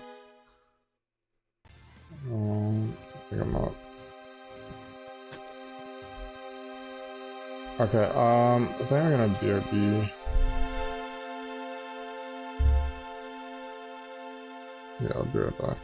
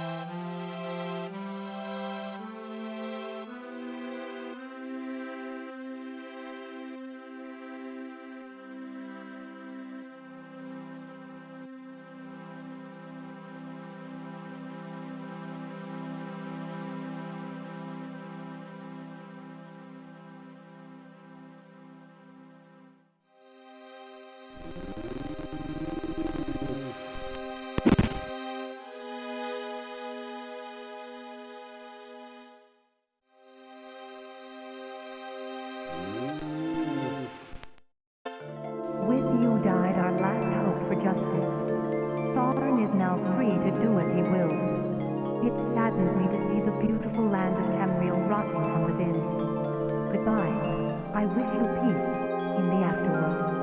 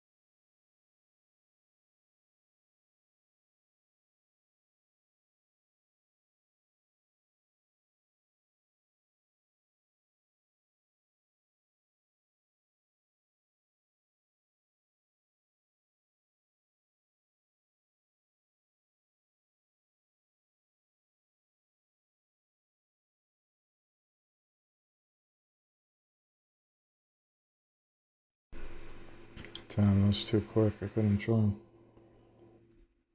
Is my mic still working? Yeah.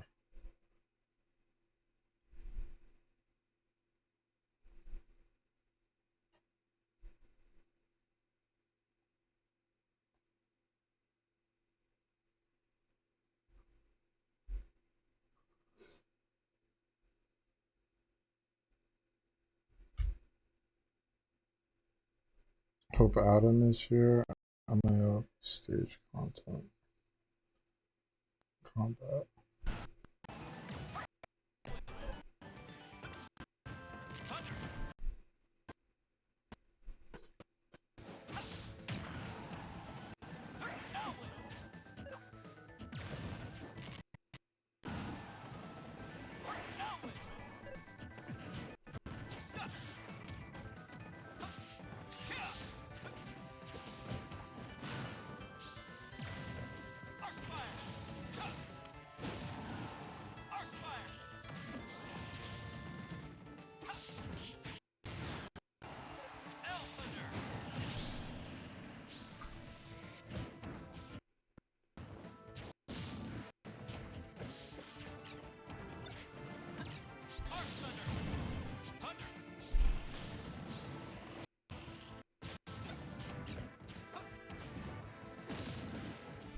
I think I died in Elder Scrolls.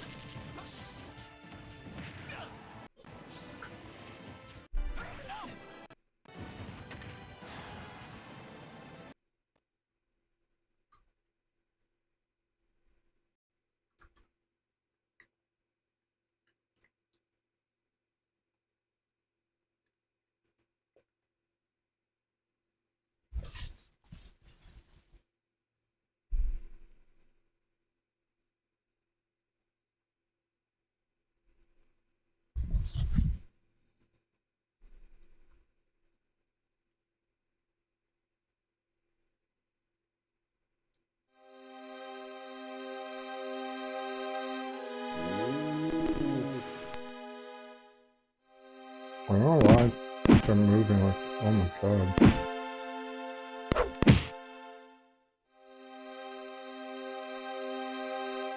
Why am I getting attacked by a lizard man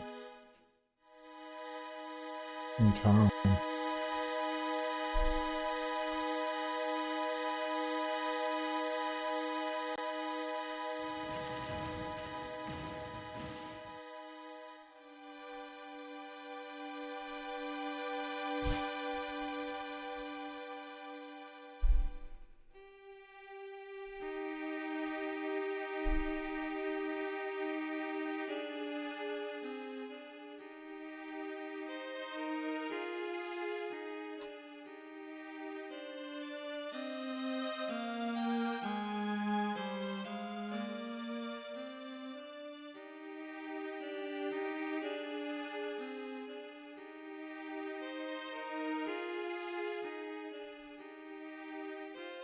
So I need to go to Fang Lair to get the first piece of like 8 pieces of that staff.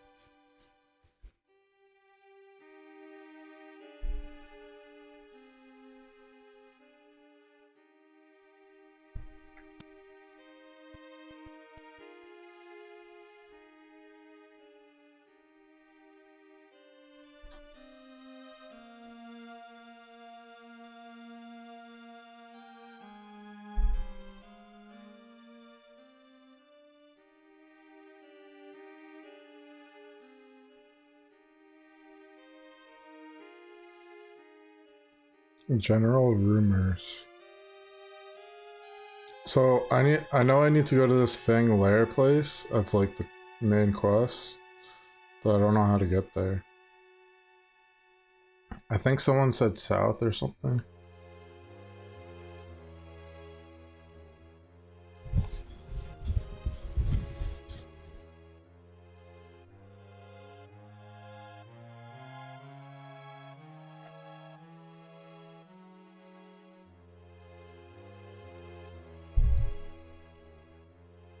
I think I should go to an equipment store first. So I have like all this stuff I can't wear, not using.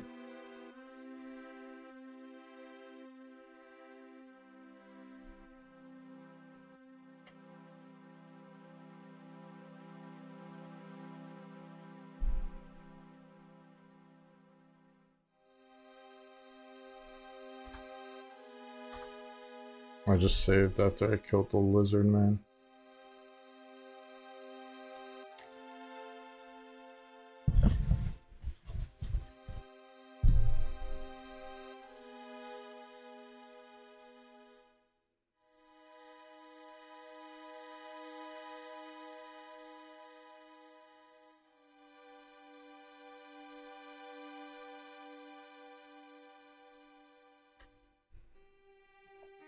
It's the first time I'm seeing this map up here. I never saw that before.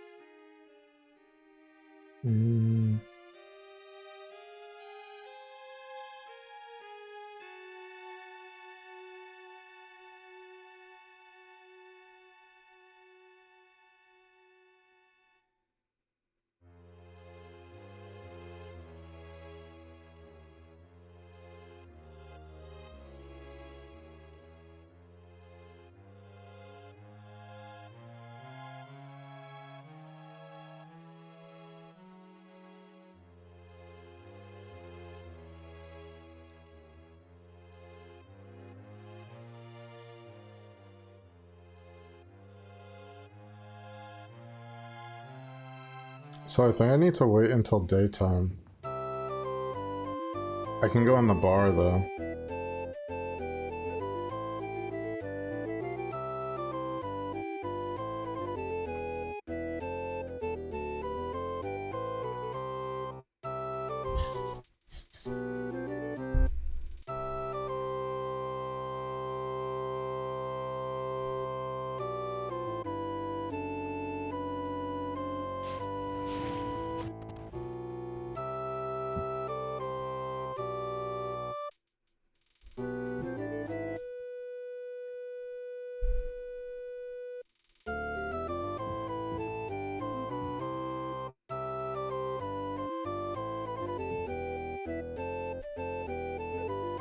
This reminds me of Minecraft a lot. I think like Minecraft took heavy inspiration from this game.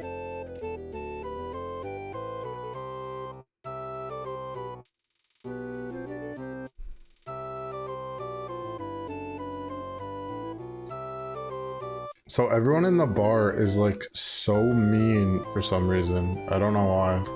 But like, look at this.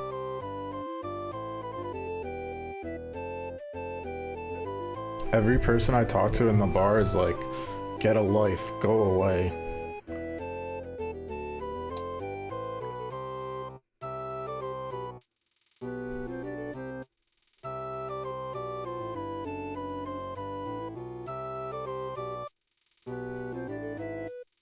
I never saw that before. By the timber spirits, who smells like an old horse in here? Oh, it's me. So they all have like multiple dialogue.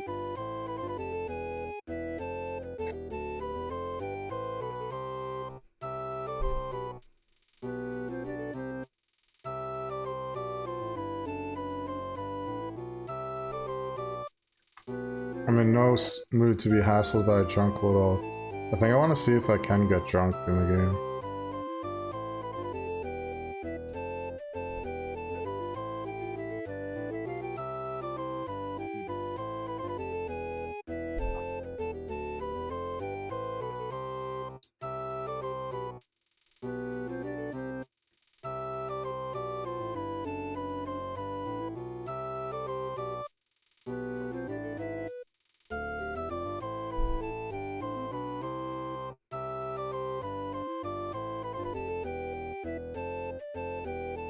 The single here is lice infested.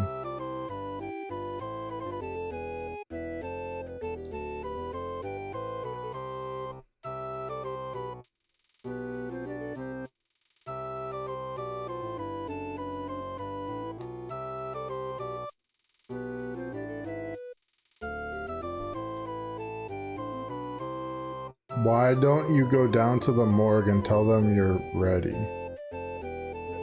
Like, Jesus Christ.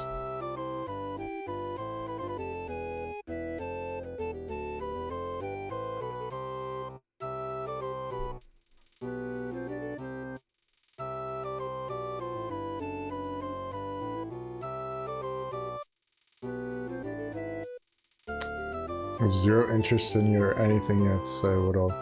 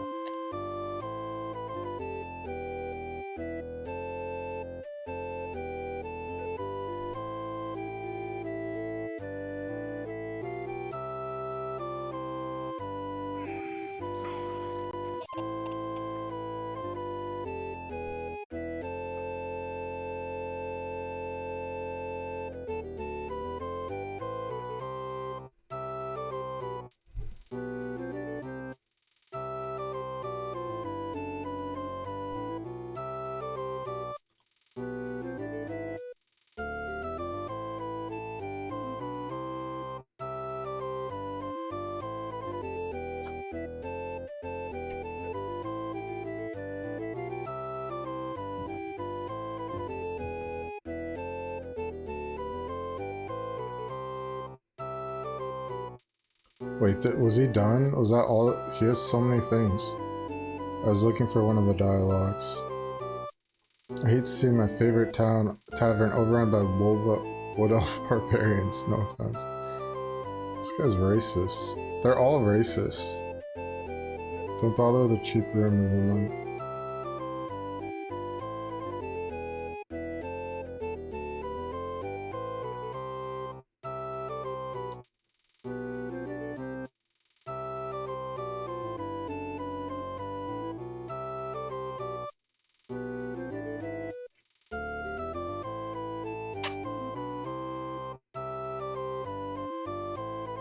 They're so mean, but it's not just this guy.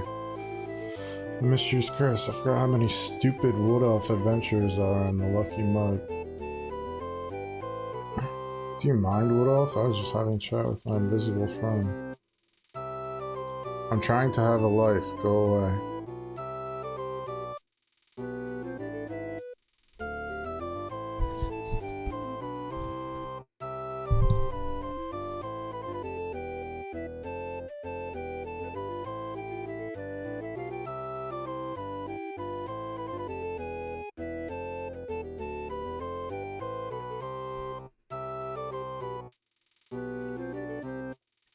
I'm not as think as you drink I am. Maybe it's time for a nap.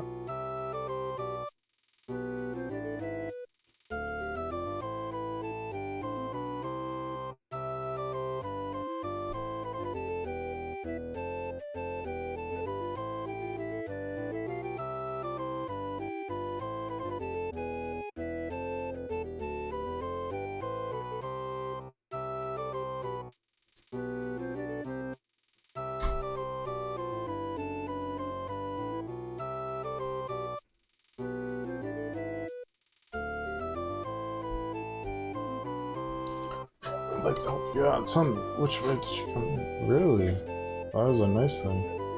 If you talk to them enough, they get nice. Why don't you move closer to the wall that's already plastered?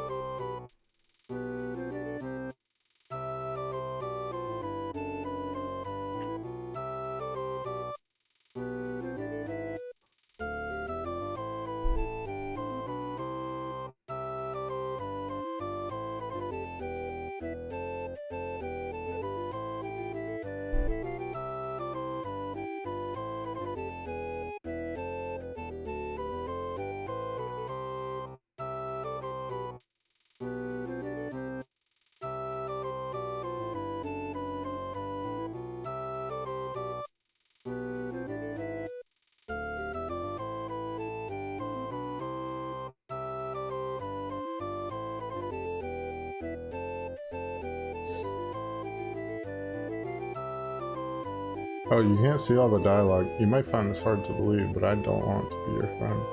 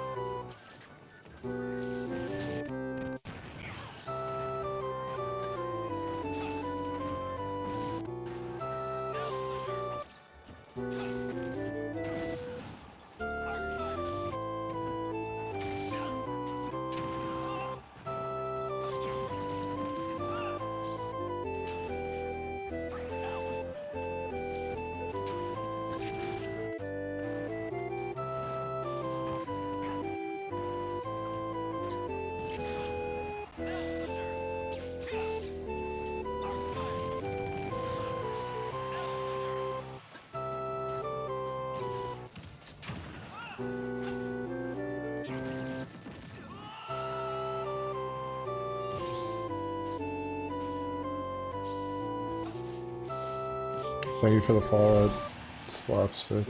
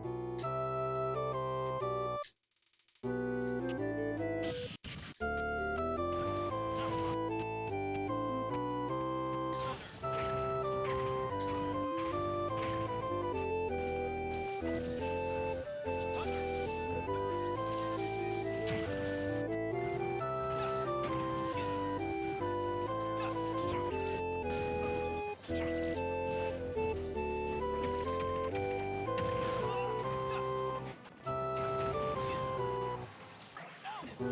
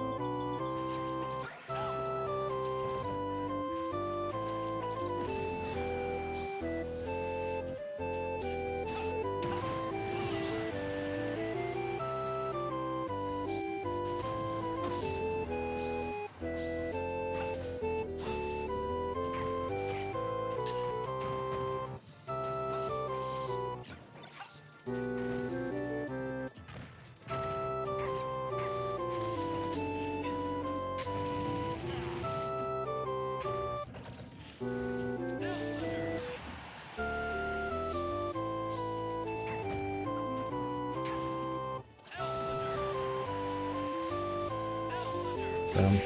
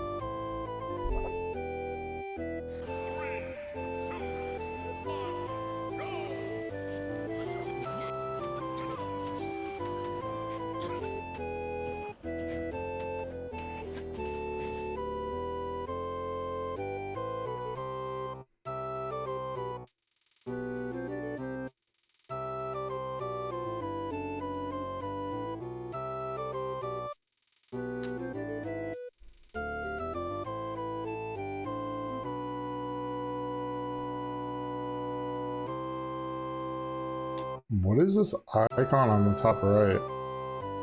You can't see this. So where do I go?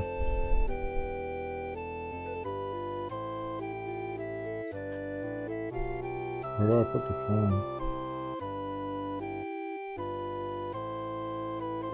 The hell is, what is that, girl?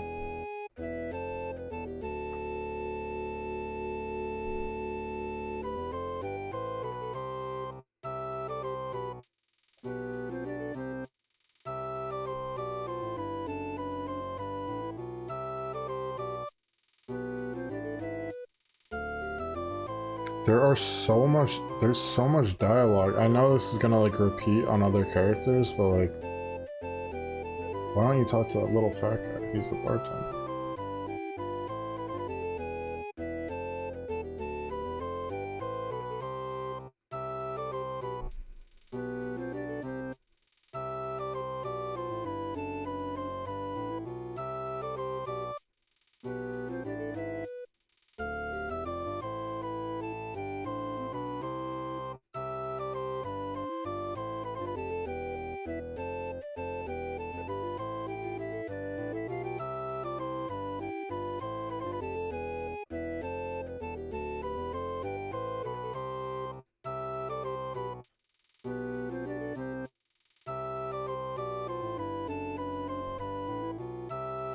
Like, everyone here hates me.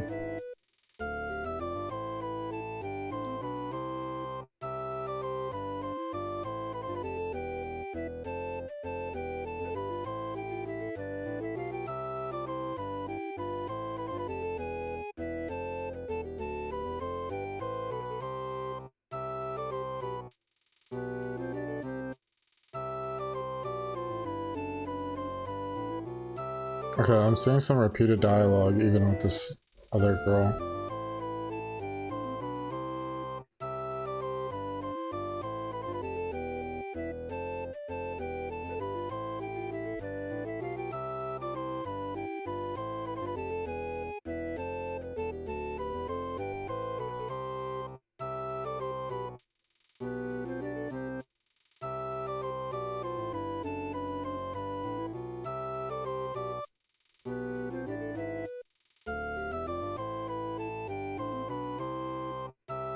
Like, everyone here wants me to die. Maybe there's like a way to make like everyone in the town like you.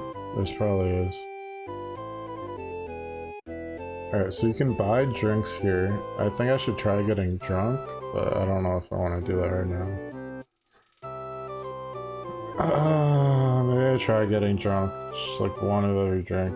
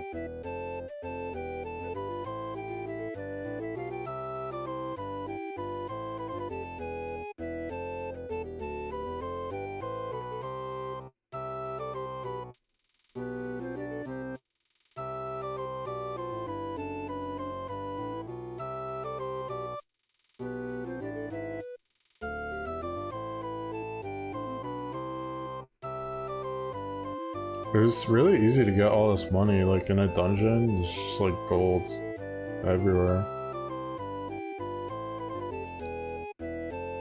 I don't know what to use the money on.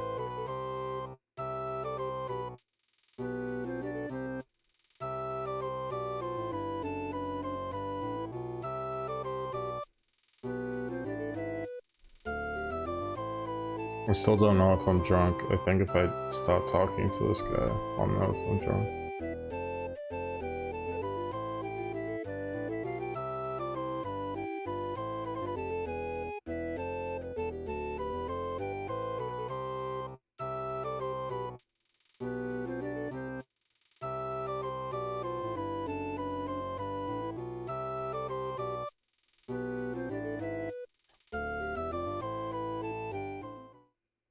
With you died our last hope for justice. Thorn is now I free died. to do what he will. It saddens me to see the beautiful land From of like Tamriel alcohol rotting. poisoning, probably. Goodbye.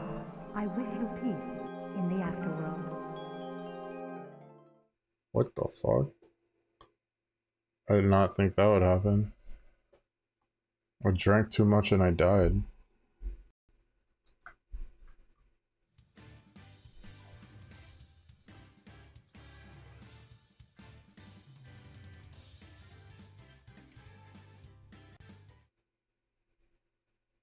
Damn.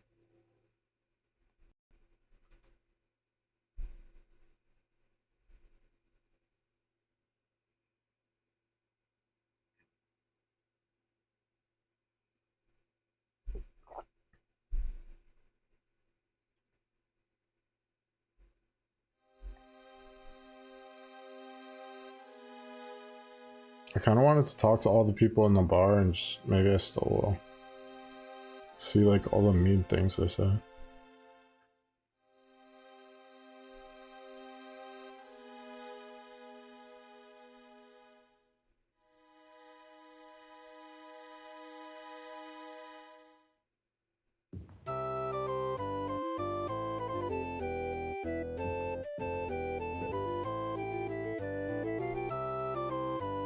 This is just like one building too. I think it's like this game, a lot of this game is like procedurally generated. But this is just like one building I think I've already been in.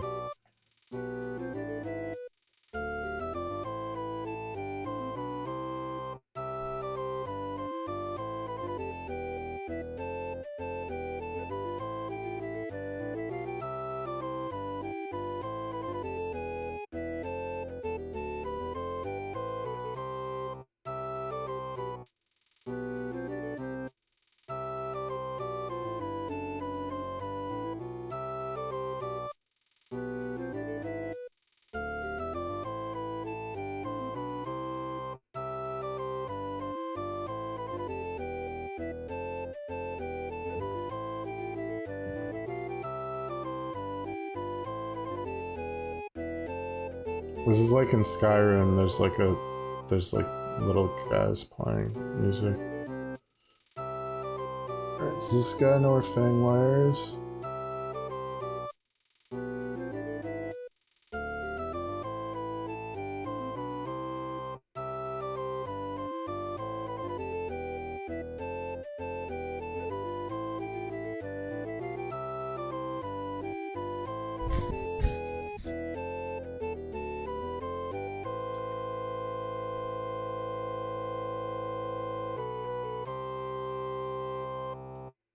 Hopefully I don't die in the bar.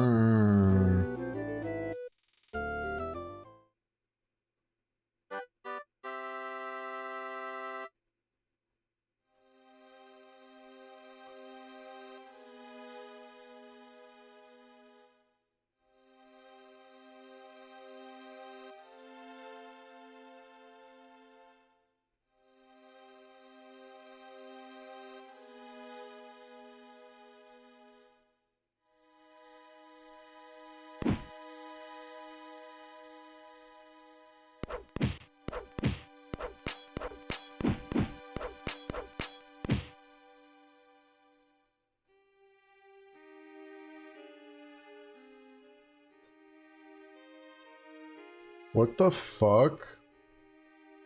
Chain Curious, Chain Gauntlets, Chain Groot. Why did I get attacked? Why did I get attacked by a spell sword?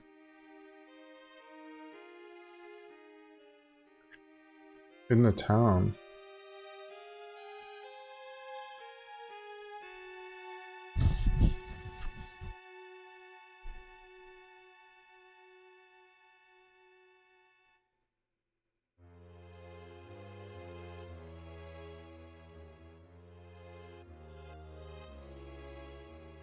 Alright, I gotta heal now.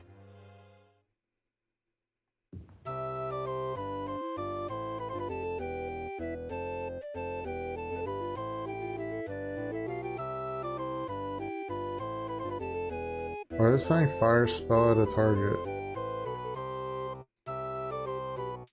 Okay, I gotta see.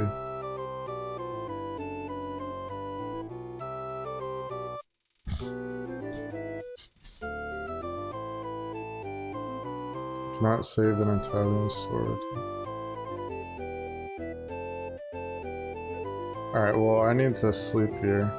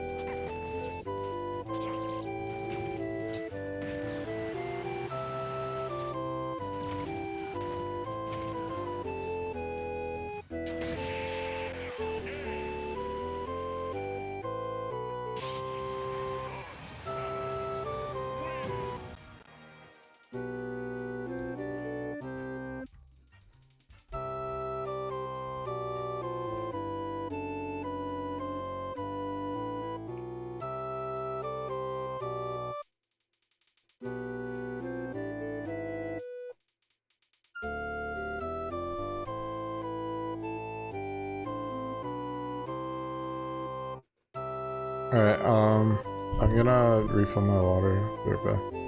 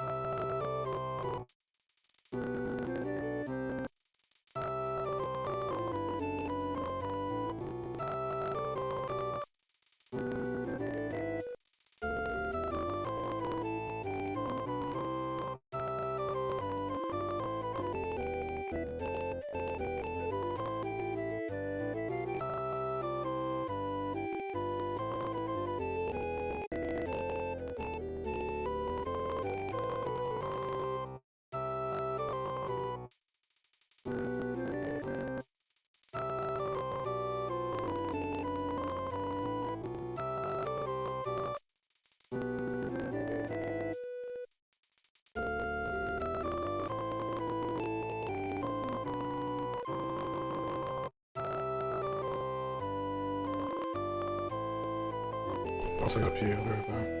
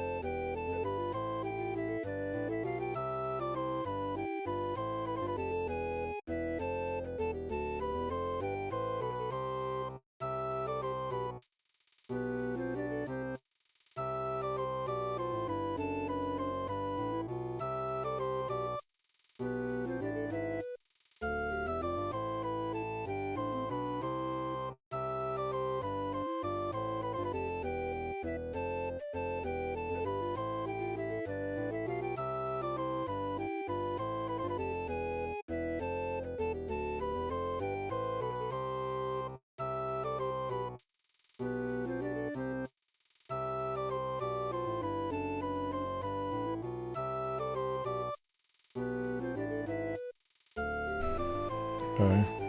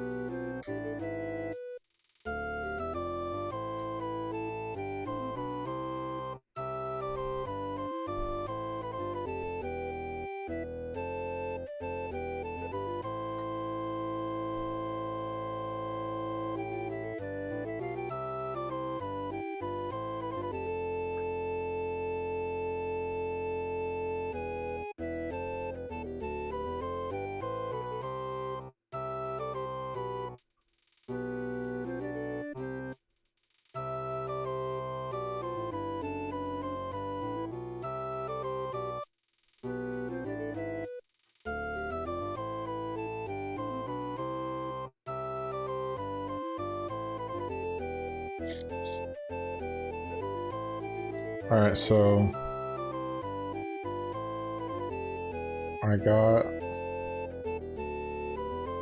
I healed up. So I want to leave this place and save, and then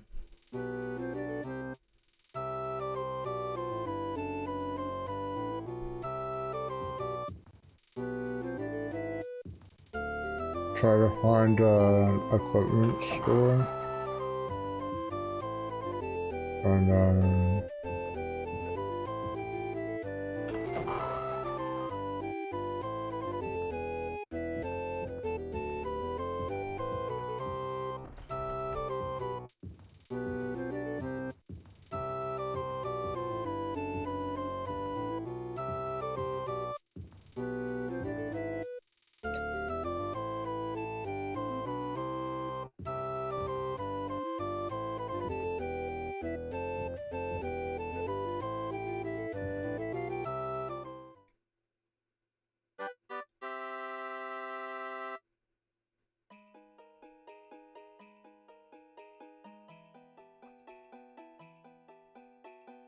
I think this is daytime.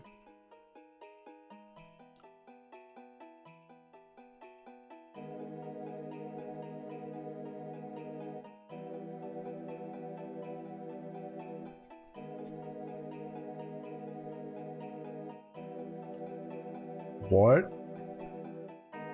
Yellow, I'm horny. Wait.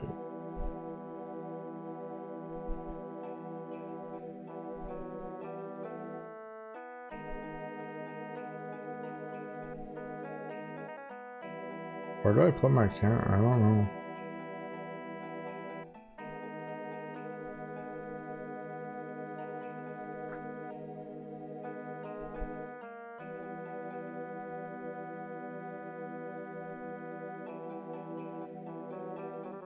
Okay, that was so out of context. This guy's dialogue, he's like, I'm horny.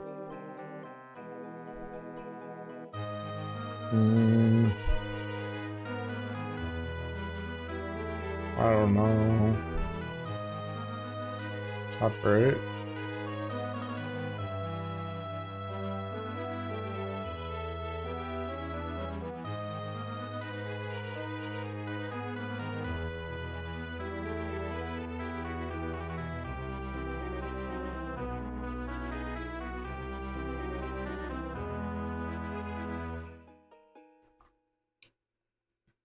This guy says some weird stuff.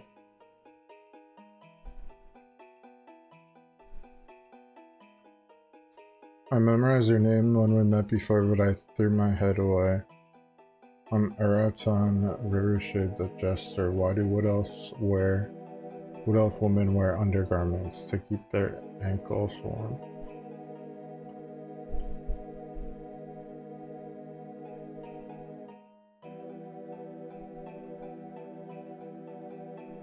I don't get it.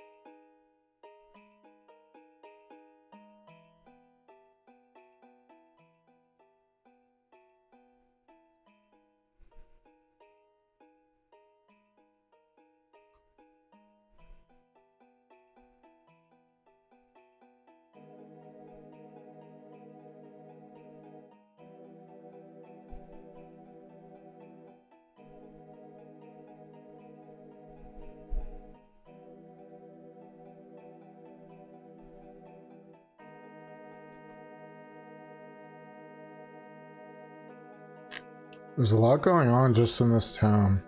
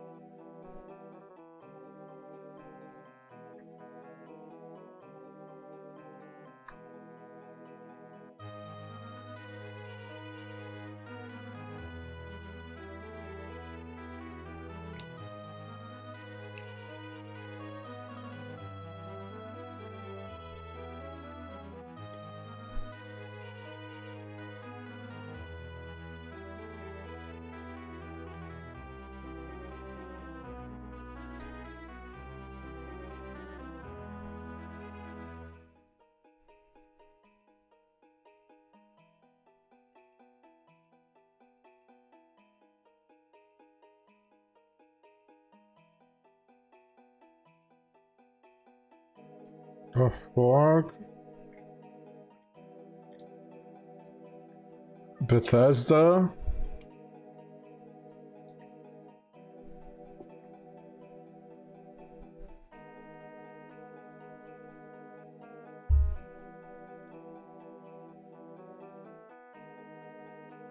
I wish I could see his first dialogue thing. It was this long ass thing, but I skipped it by accident. And he started out by saying like, I'm horny. But like, he's saying like his name is horny, but it's actually something else.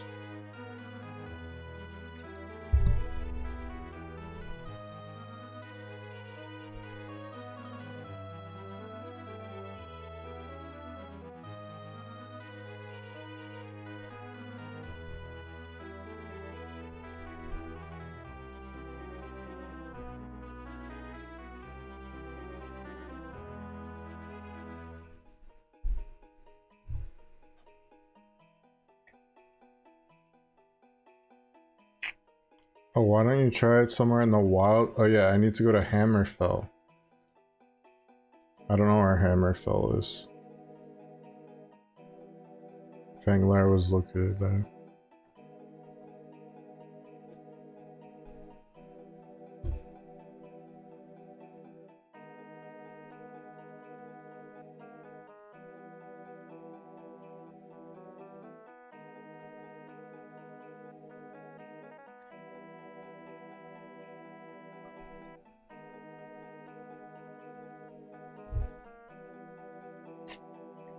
Yo, thank you for the follow.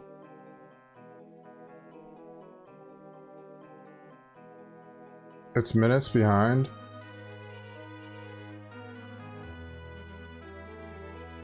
How do you know? Hey, what up? How's it going?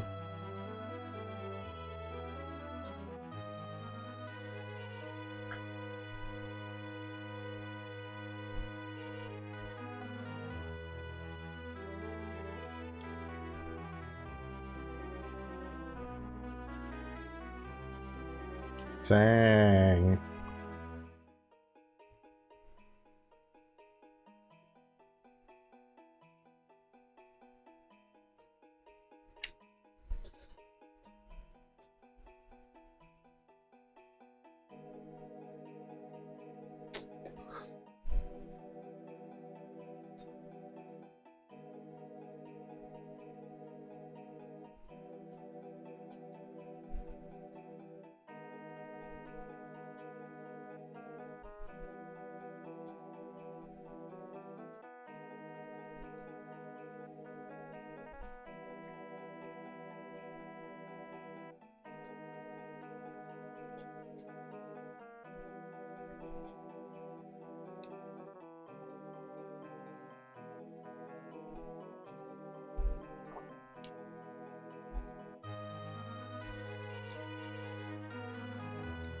Oh yeah, it is minutes behind, damn.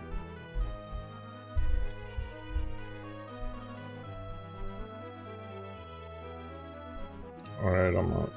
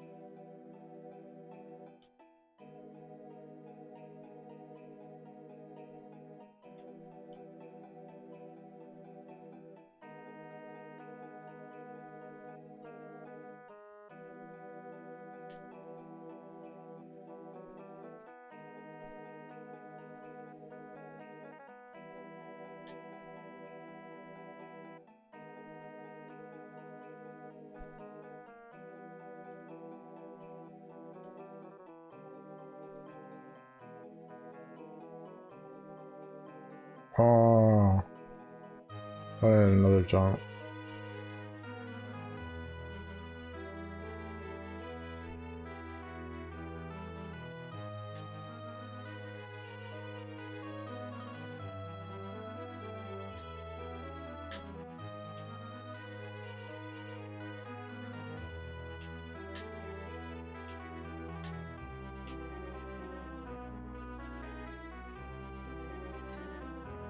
Oh.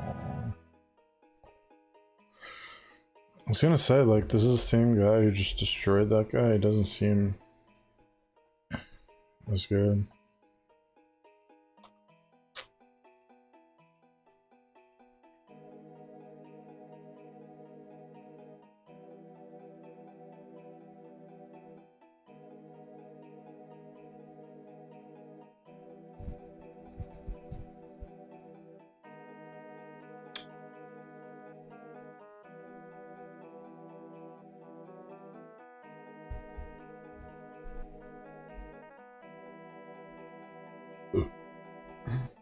Jeez.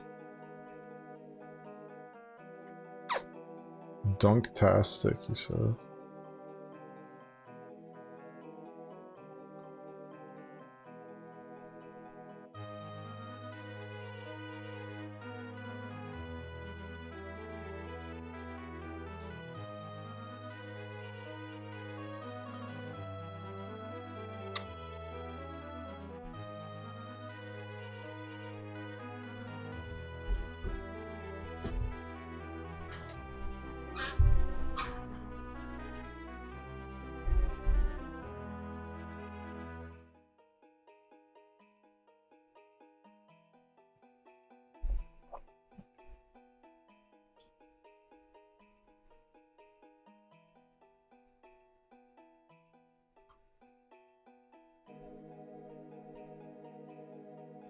Who the hell is this?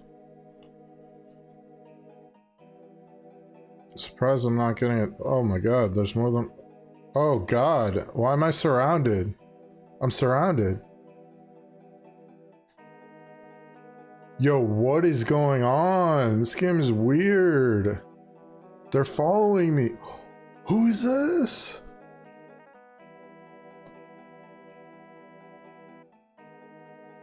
I'm a thief, you know, I mean a chef.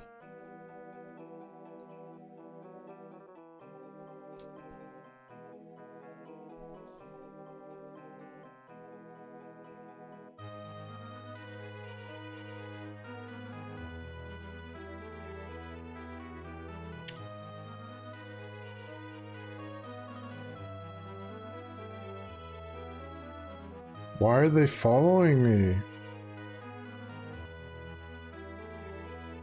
Southeast? Or are they just walking around? Who is this?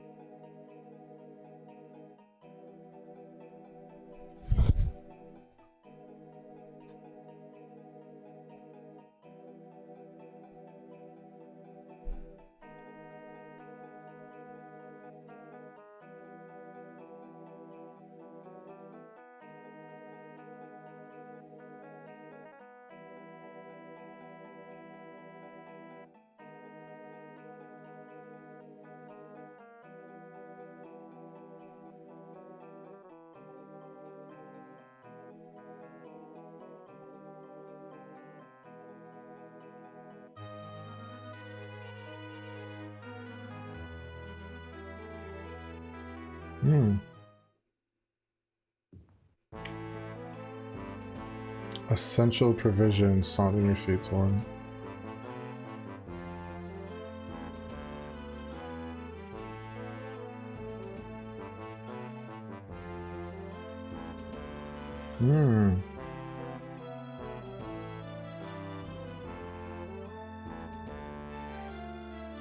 Steel is an option. Stika is nuts, yeah. Hey, what's up?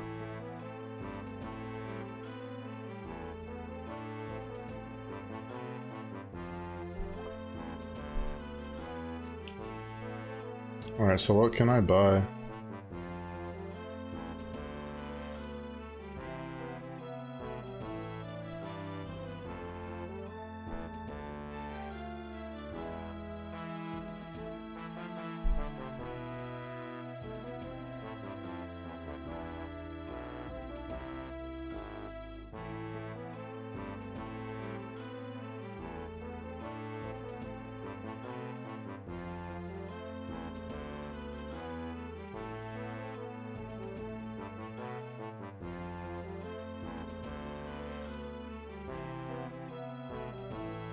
So I have Warhammer. That's 20 GP. It's also Steel Warhammer, Katana, Claymore, Dai Katana, Dwarven Wakizashi. Wakizashi of Endurance. Claymore. Oh god, it goes up high.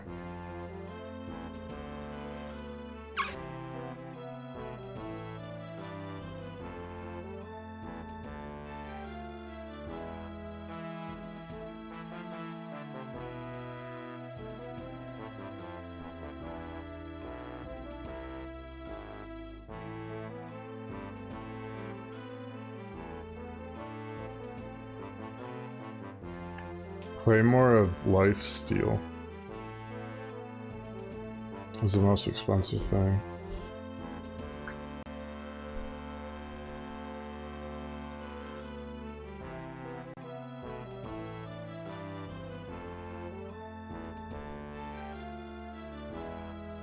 I did not think there would be like crazy items in, so that's kind of awesome.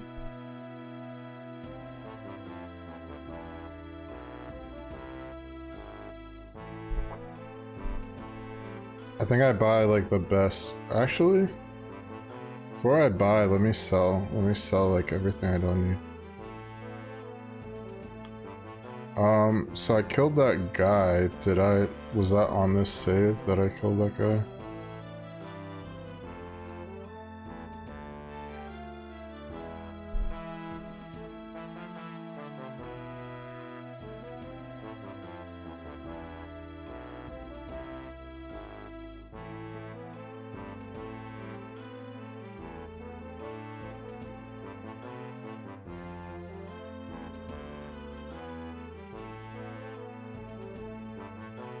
I didn't want to save the game because there was like so much weird shit going on. What is this? Rygor and Forrester on the younger brother. The hell is that? The item is needed to complete your quest. See your logbook.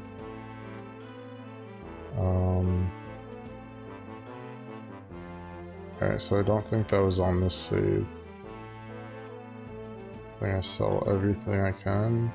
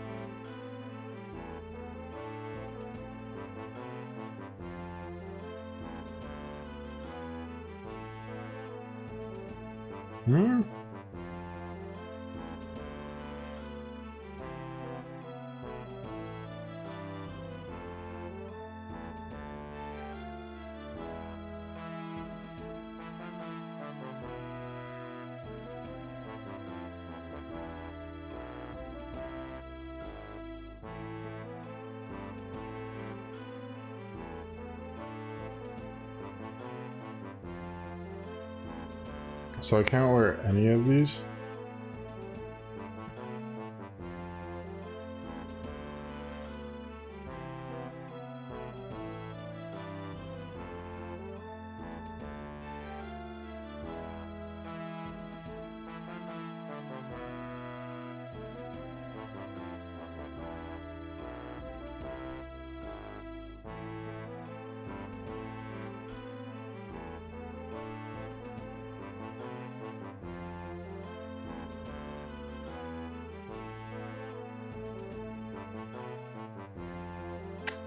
So maybe I save the shield. Which shield? Round shields or tower shields I can't use? Jeez. I think I save his shields in case I get a one-handed weapon.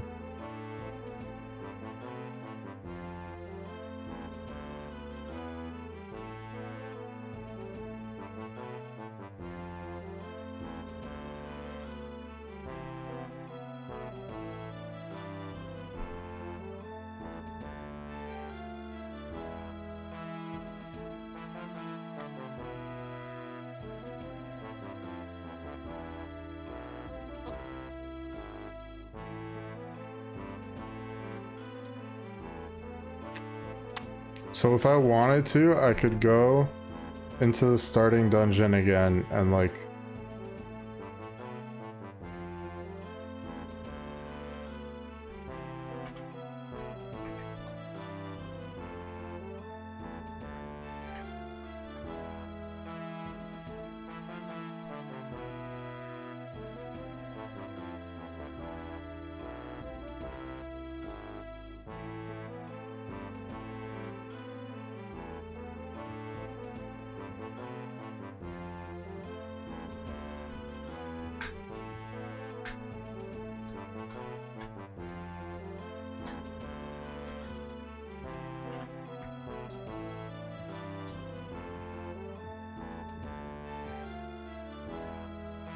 My key is stuck.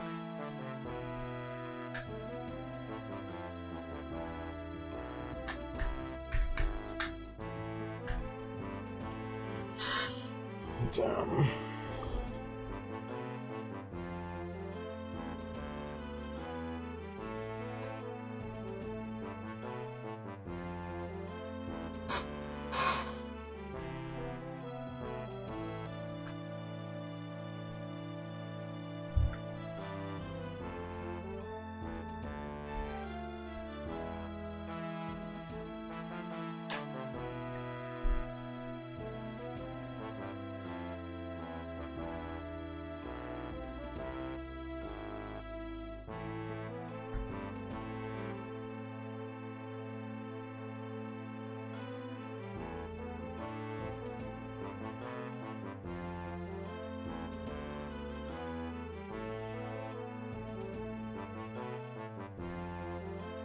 So I feel like in Skyrim, this guy like ran out of money. That's why he's giving me such low deals.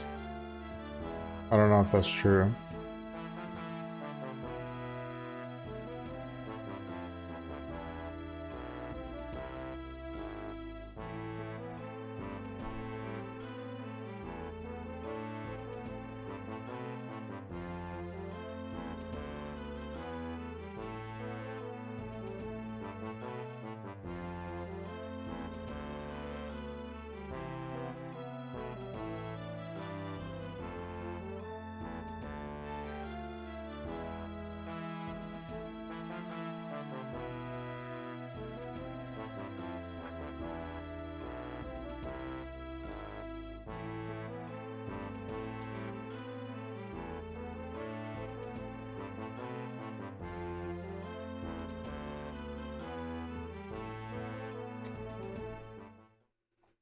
I feel like I try to sell these somewhere else. Who's this guy?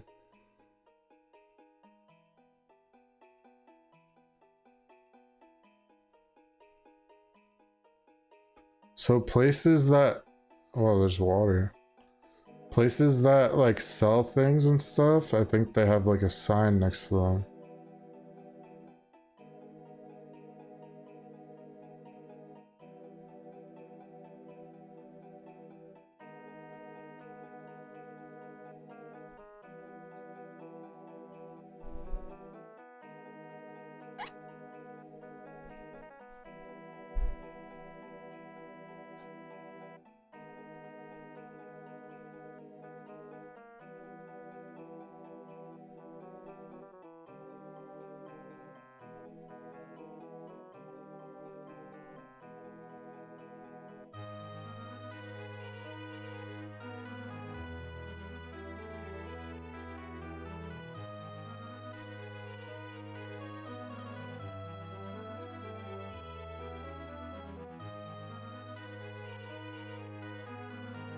Hmm.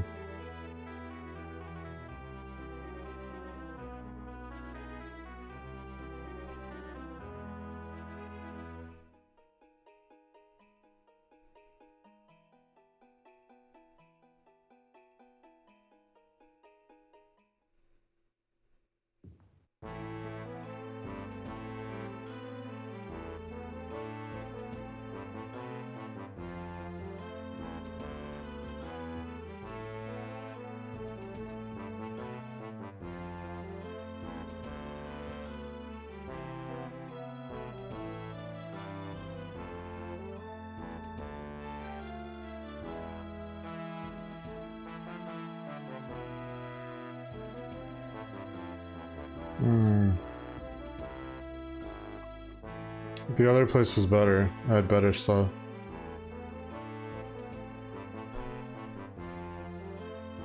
This is kind of what I expected this place to have. Or the last place to have like nothing. But let me sell everything.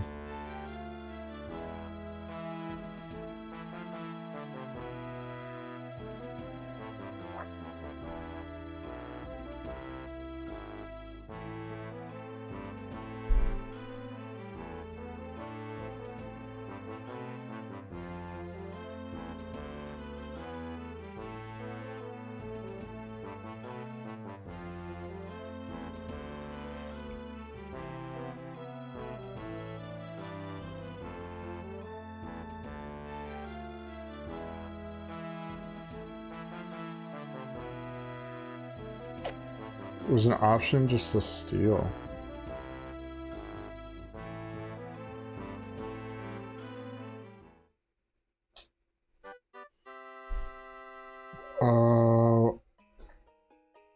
I kind of want to find where I was and go back to the other. I have no idea where I was.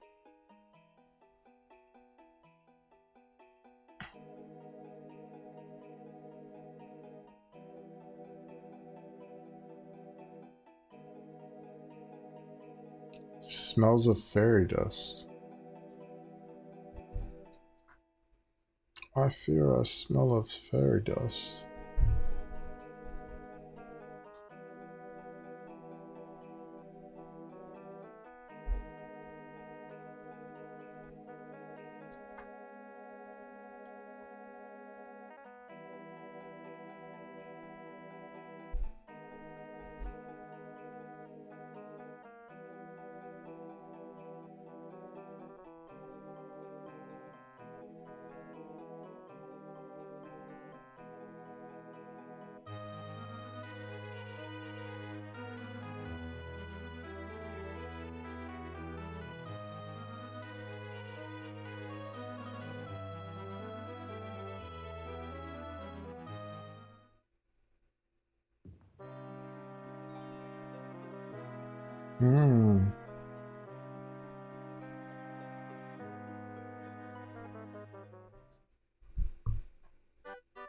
Mages Guild.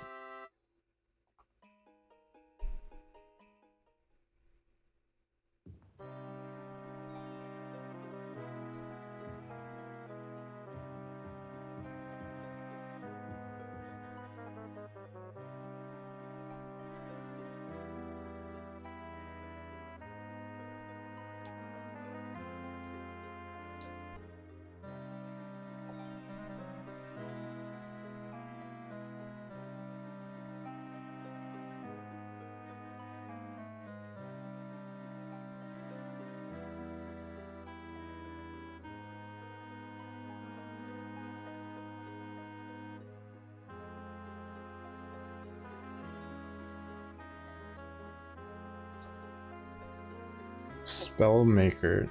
You make your own spells, I guess.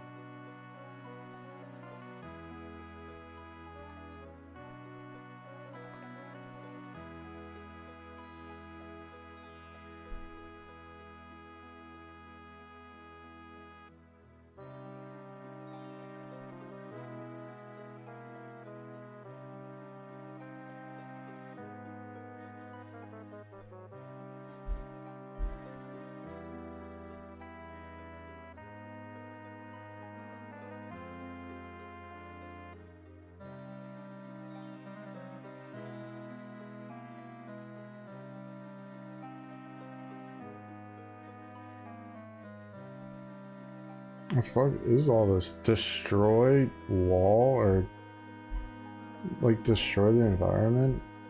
Not know you could do stuff like that.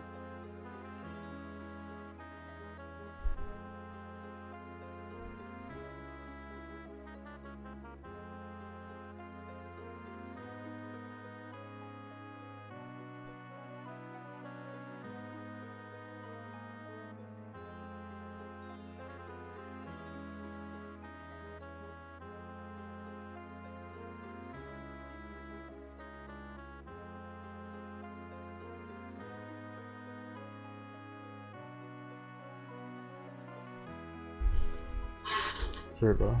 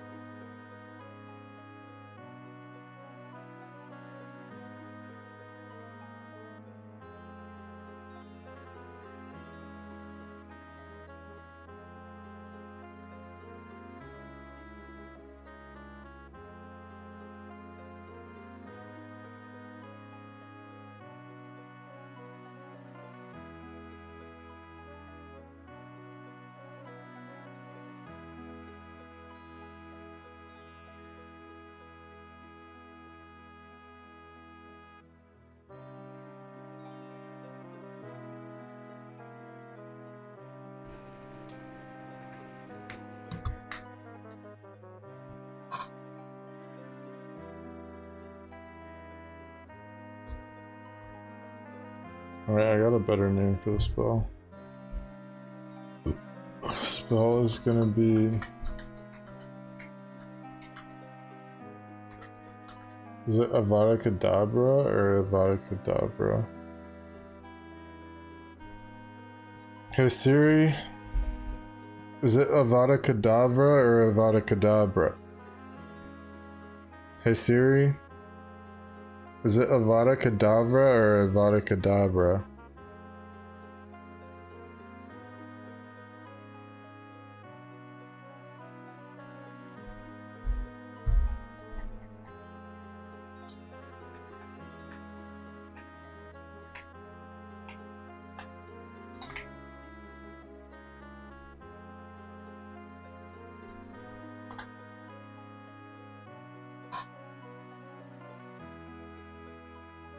Kill. How do I kill?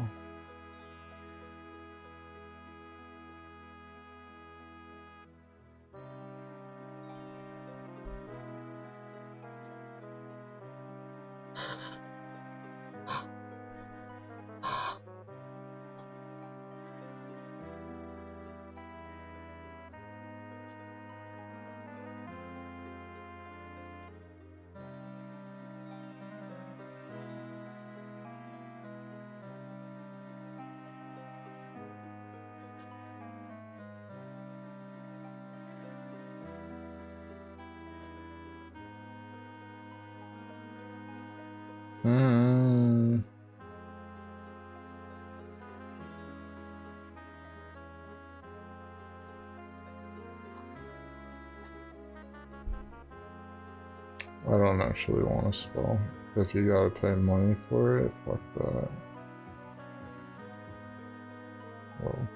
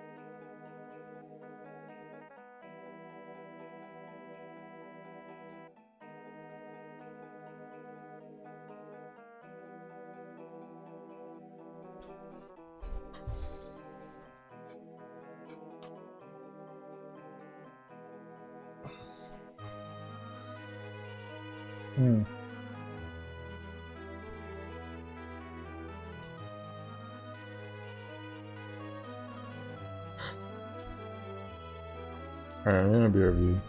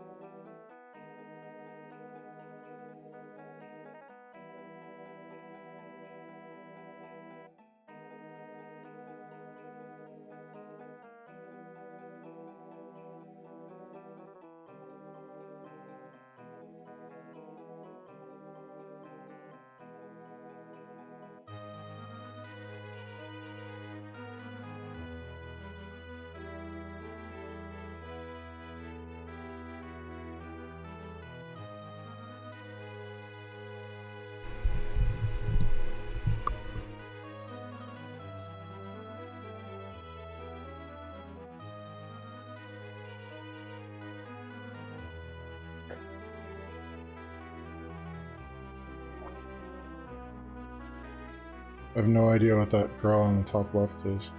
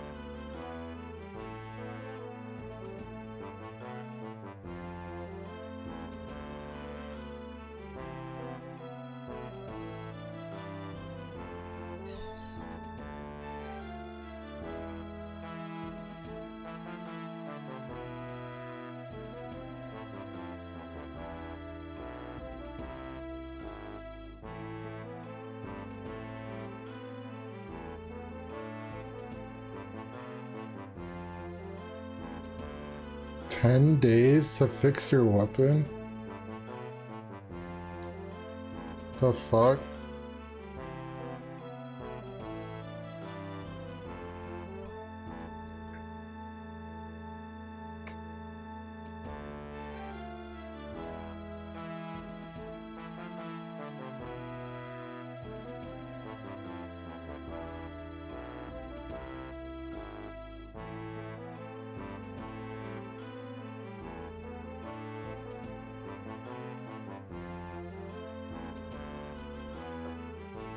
Oops.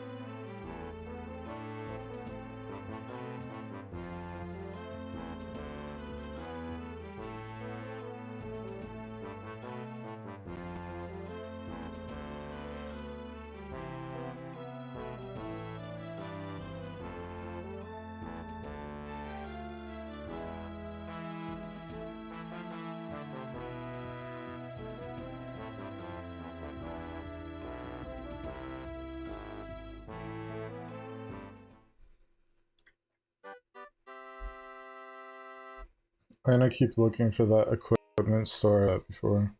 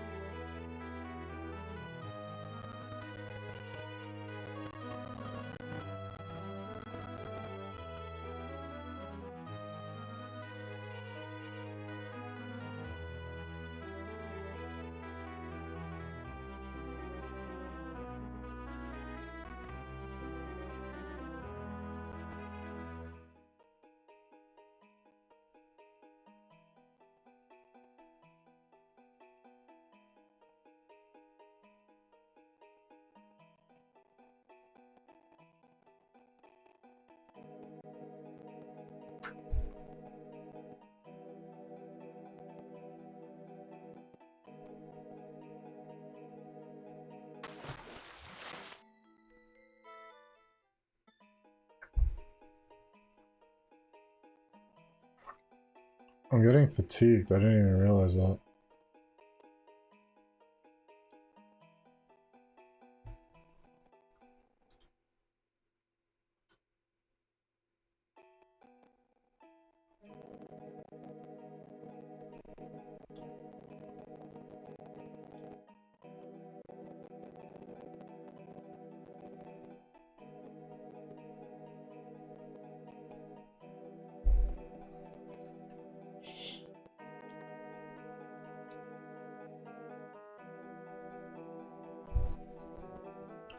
Oops.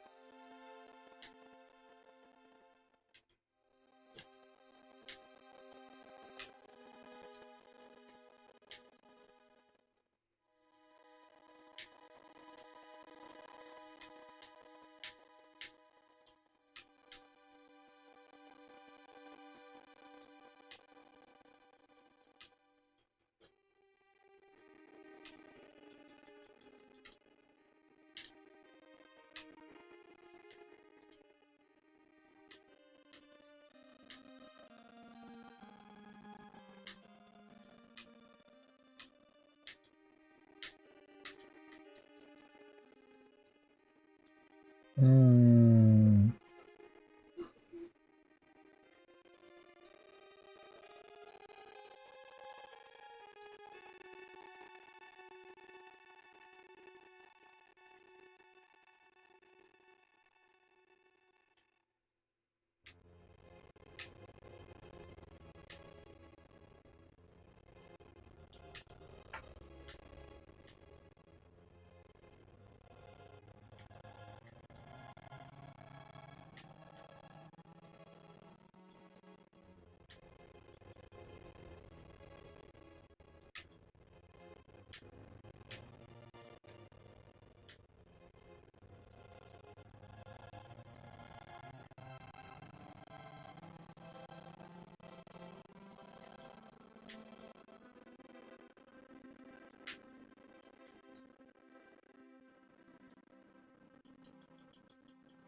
Hmm.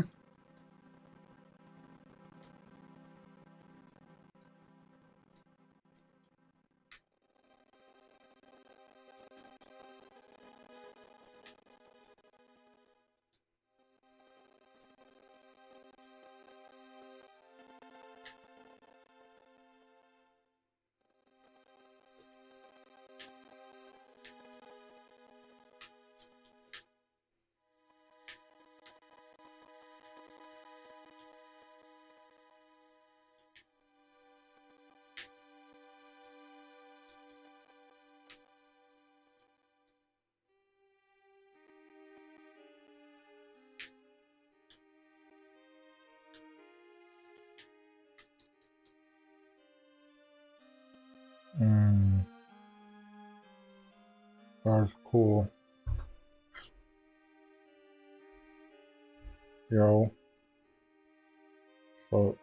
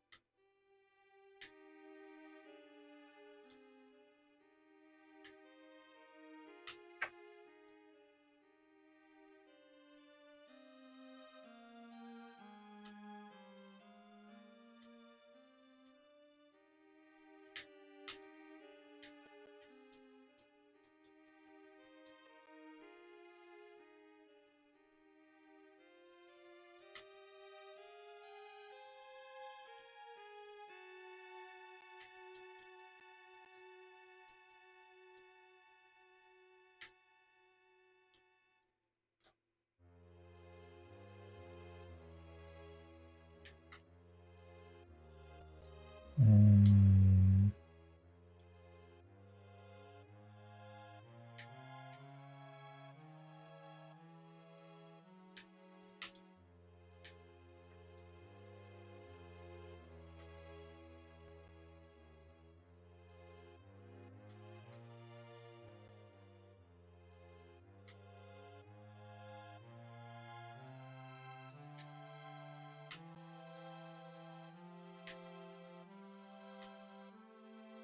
No way, dude.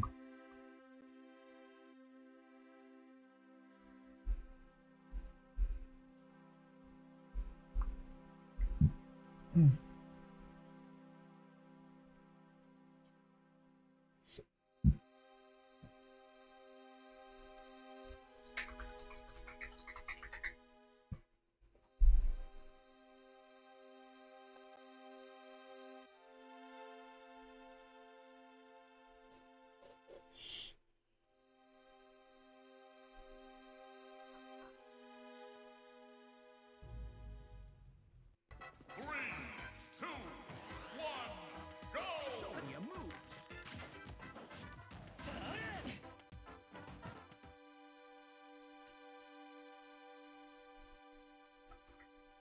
The fuck?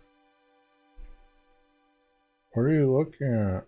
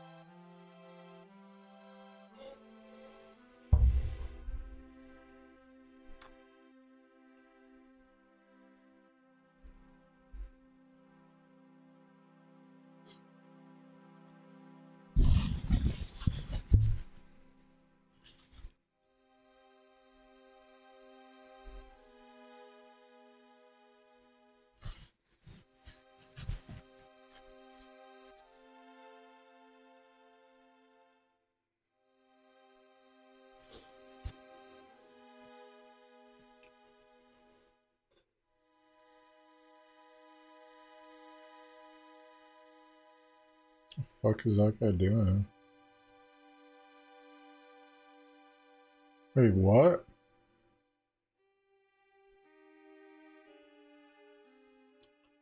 Based on which way you're facing, the map changes?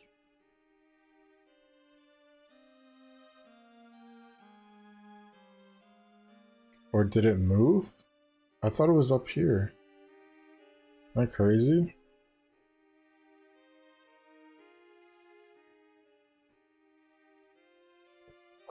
It looks like the essential provisions moved.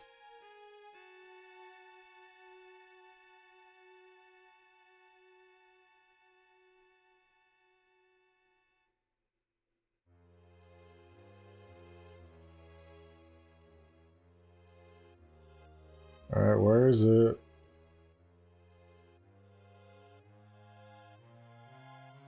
Is this it?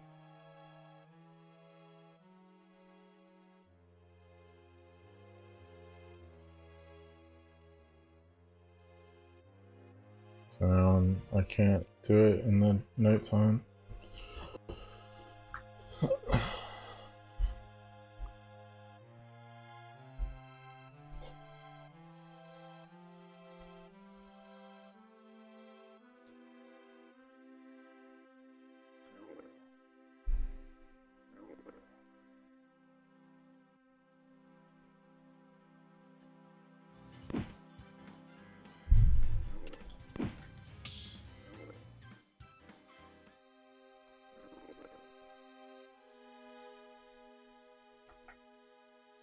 I don't know what to do while waiting.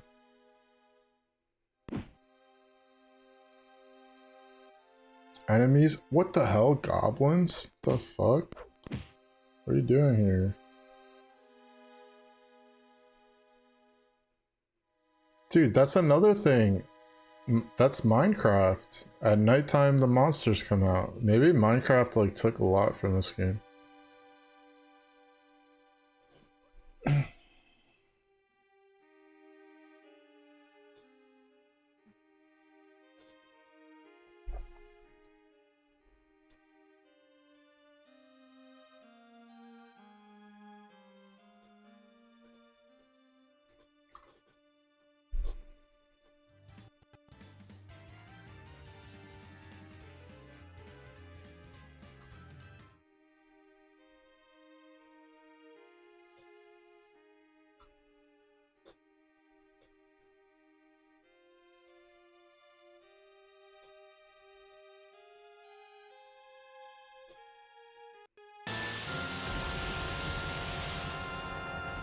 Welcome to Watch Mojo, and today we'll be counting down our picks for the top 10 hardest bosses in Nintendo 64 games.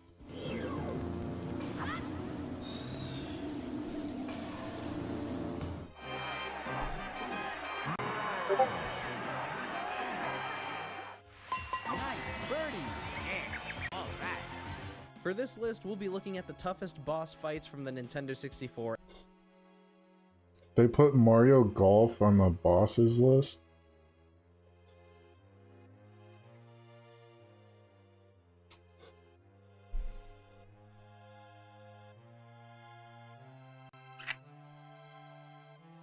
Wait, canceled Kirby games.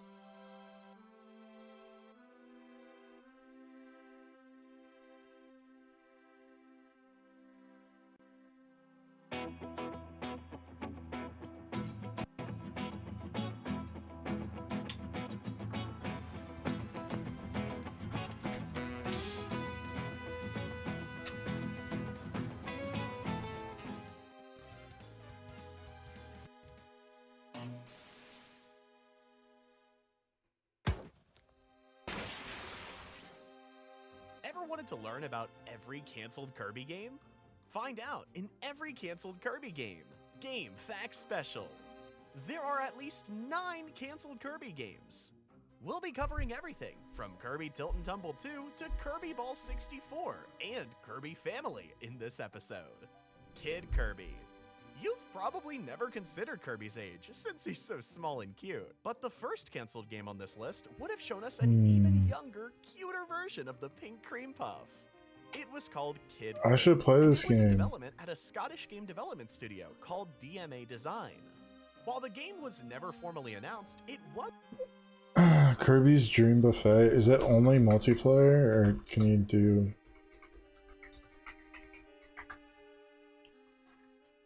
Can you do like CPUs?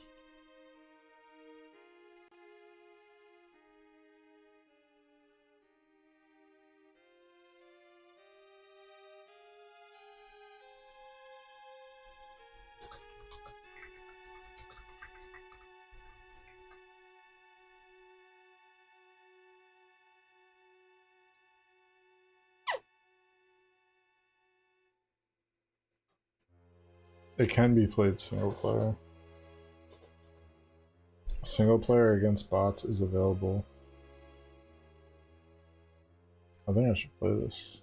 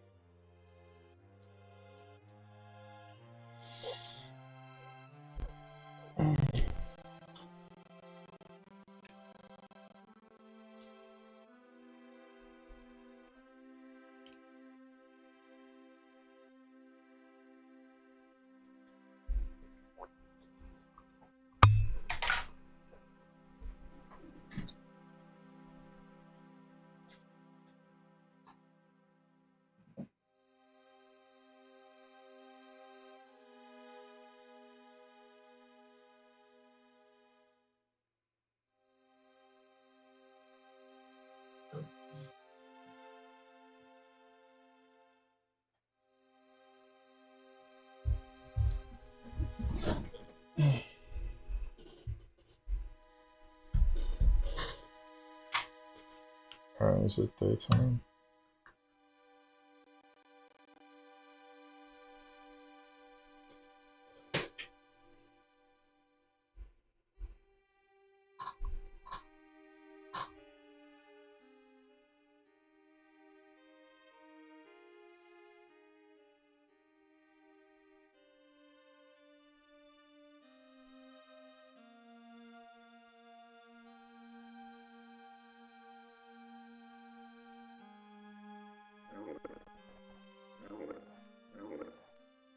I hear goblins.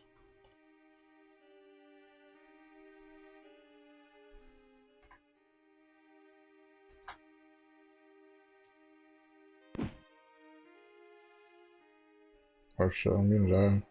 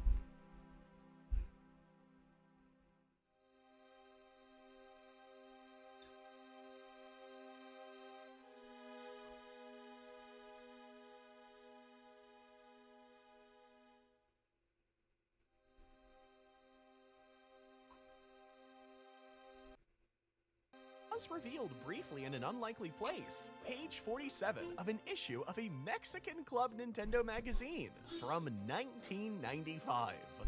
That's about as obscure as it gets.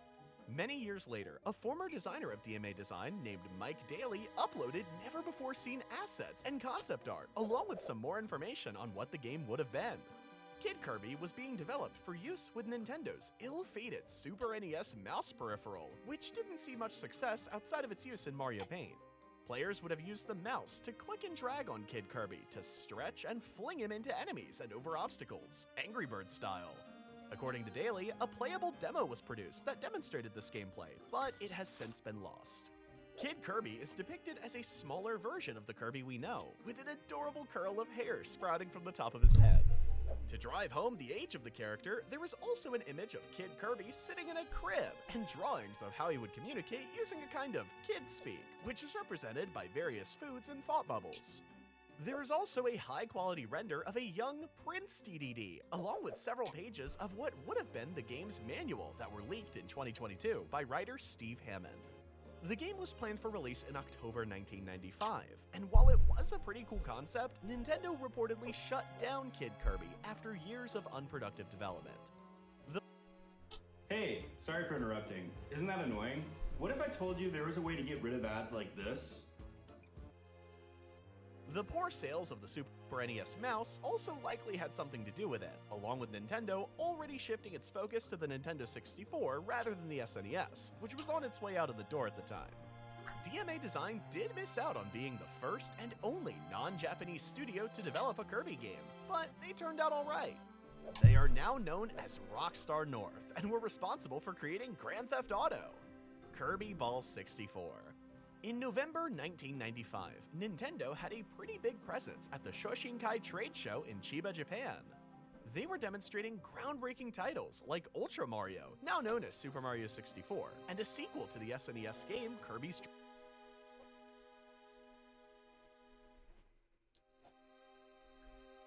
Ultra Mario?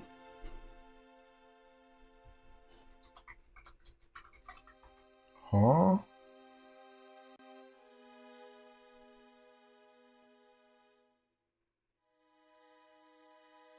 Ultra Mario 64 mod demo.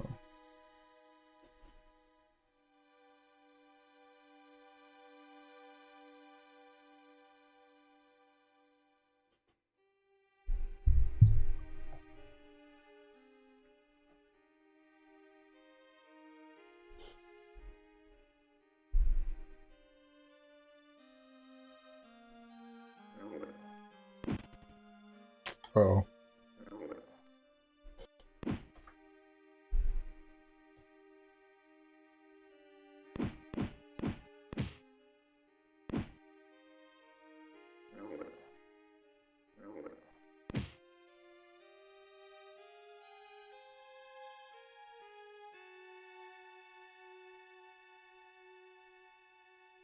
Alright, I'm out of heals. I might die.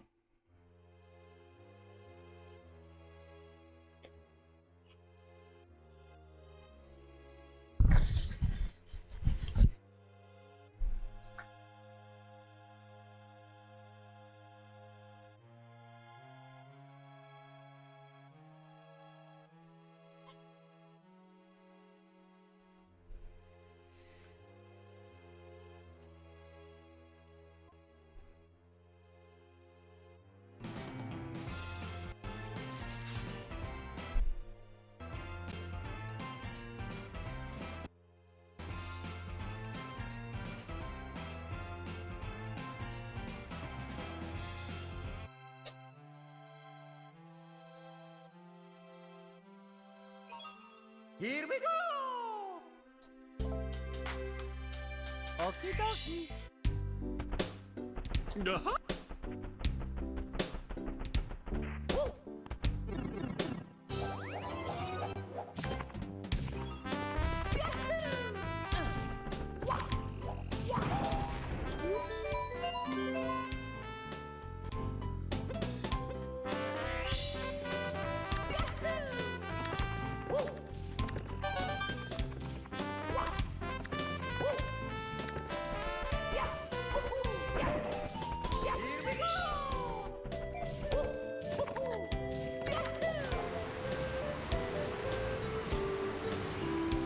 This actually looks so cool.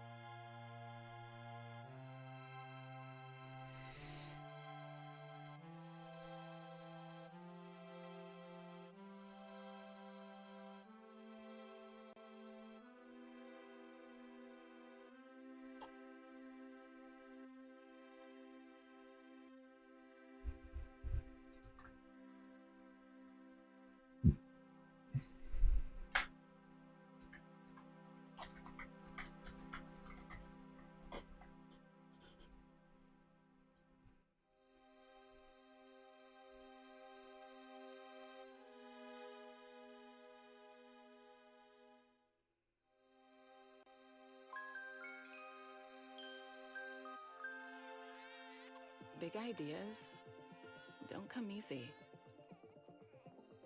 But when you get one, use. Around 2 years ago, I made a video covering the beta maps of Super Mario 64. that were discovered in the July 2020 Giga Leak. While those were thoroughly looked at, I only glossed over the differences of the existing maps to their beta counterpart.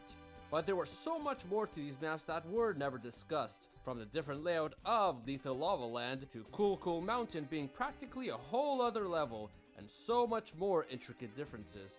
So today on Cut Content, we'll not just be looking closely at these beta versions of existing levels, but also taking one more look at the cut maps of Super Mario 64. Back in 1995, the Nintendo 64 was set to be revealed at the upcoming Shoshinkai event in December, but a month prior to that, Nintendo went ahead and patented their console to ensure rightful ownership. But within that very patent came with black and white screenshots of Super Mario 64. These were specifically of the exterior of Princess Peach's castle. The most obvious difference is the presence of what may be a clock in place of Peach's mural. This also appeared in the Shoshinkai and the early 1996 builds of the game. But another big difference comes just in front of that, with the bridge. Being quite simple back then, made from the same brick material as the castle, with stone pillars at front, and curved considerably. In the Shoshinkai and 96 builds, guardrails were added and the stone pillars were removed, before becoming what we have in the final game. Other differences include overall simpler brick textures in both builds, a lot of missing details around the front yard such as no wooden fences around the moat in both builds, and literally no real object in the patent build. Also, no metal doors found in the moat either that would lead into the basement, and a large cloud was hovering around the castle's tower, which was gone by the next build. But the biggest difference is that there was a clear pathway that went behind the castle. Around 2 years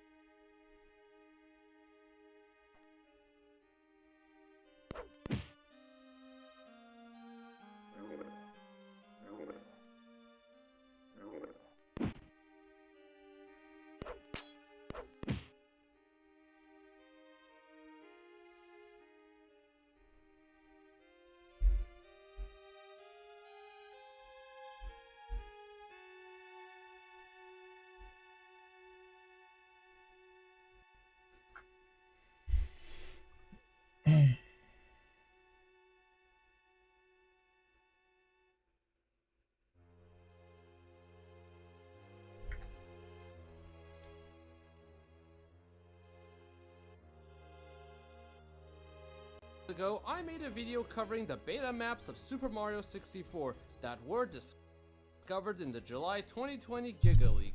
While those were thoroughly looked at, I only glossed over the differences of the existing maps to their beta counterpart. But there was so much more to these maps that were never discussed, from the different layout of Lethal Lava Land to Cool Mountain being practically a whole other level, and so much more intricate differences. So today on Cut Content, we'll not just be looking closely at these beta versions of existing levels, but also taking one more look at the cut maps of Super Mario 64.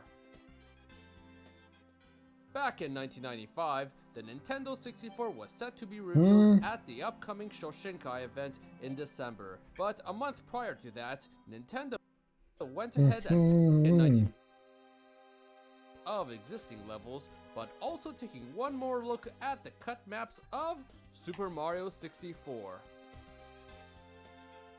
Back in 1995, the Nintendo The fuck is that? 64 was set to be revealed at the upcoming Shoshinkai event in December, but a month prior to that, Nintendo went ahead and patented their console to ensure rightful ownership. But within that very patent came with black and white screenshots of Super Mario 64. These were specifically of the exterior of Princess Peach's castle. Nintendo is so weird with their patents, dude. What the fuck? Like, you can't have a Princess Peach's castle, or you can't have like a castle that looks like this or something. That's so weird to put that in a patent. The most obvious difference is the presence of what may be a clock in place of Peach's mural. This also appeared in the Shoshinkai and the early 1996 builds of the game. But another big difference comes just in front of that, with the bridge. Being quite simple back then, made from the same brick material as the castle, with stone pillars at front, and curved considerably. In the Shoshinkai and 96 builds, guardrails were added and the stone pillars were removed, before becoming what we have in the final game. Other differences include overall simpler brick textures in both builds, a lot of missing details around the front yard such as no wooden fences around the moat in both builds, and literally no real object in the patent build. Also, no metal doors found in the moat either that would lead into the basement, and a large cloud was hovering around the castle's tower, which was gone by the next build. But the biggest difference is that there was a clear pathway that went behind the castle. As we know, the castle in the final game is up against a mountain. In this case, the mountains were further back, giving us room. While we can't see the back, I wouldn't be surprised if the courtyard that is full of booze was originally intended to be accessed this way. With that, we move on to the Shoshinkai build of the maps, thus moving us into the castle. Here we have a very different looking interior, not only having two platforms to the second floor as opposed to stairs, but also textures that were very different, having more of a night sky appearance with this moon as opposed to the blue sky and clouds. As well, the doors are different with white numbers as opposed to red over the stars. But going further in, the level placements were also different. Likely not finalized at this point, but you had Cool Mountain on the left as opposed to Bomb Battlefield, Lethal Lava Land in place of Whomp's Fortress in place of Cool Mountain, and Dire Docks on the far right in place of Jolly Roger Bay. The central door at the top led to Bowser in the Dark World. Portraits were also different for Whomp's Fortress and Cool Mountain at that. The door to the hall leading to the courtyard was here, which was still unfinished, and may even have been in a transitional period from its outdoor days. It also had rather rough looking bricks at that time, and the skybox was black. But at this point, no other floors did exist, which would explain why the metal door in the moat didn't exist just yet. By 1996, the design did start to evolve to look similar to the final games, except the stairs still were just two platforms. However, there is one other map I want to toss your way, a cut map.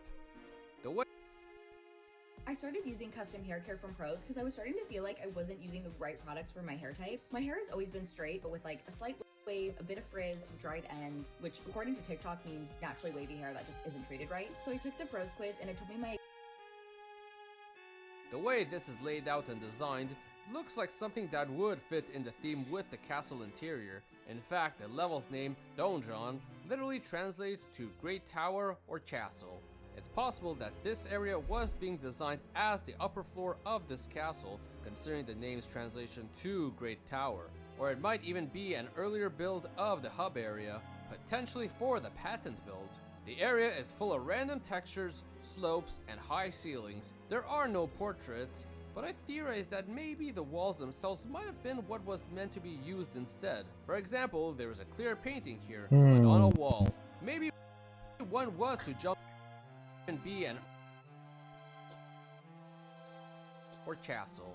It's possible that this area was being designed as the upper floor of this castle, considering the name's translation to Great Tower. Or it might even be an earlier build of the hub area, potentially for the patent build.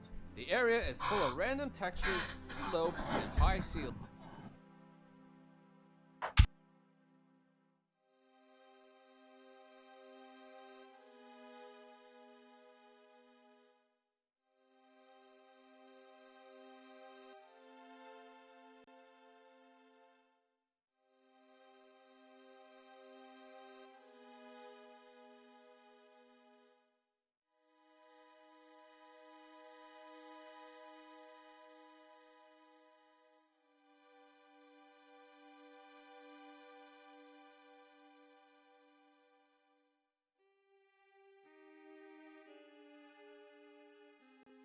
ceilings. There are no portraits,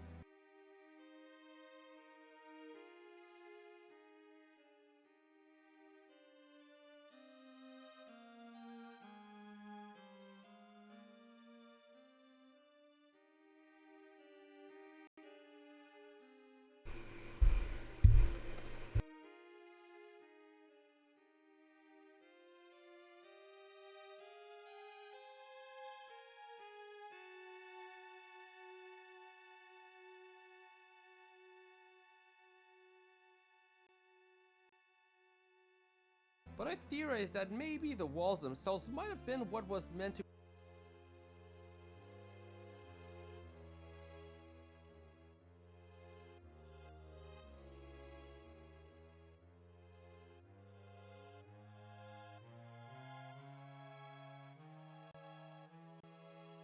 to be used instead. For example, there is a clear painting here, but on a wall. Maybe one was to jump into that originally to access the level. Otherwise, moving on to actual levels themselves, we'll start with Whomp's Fortress, which back in 1995 was simply called Mountain. From the get-go, the textures are quite different, using both rougher looking textures. There's like a lot here. A lot of different, I didn't know there would be like this much beta stuff.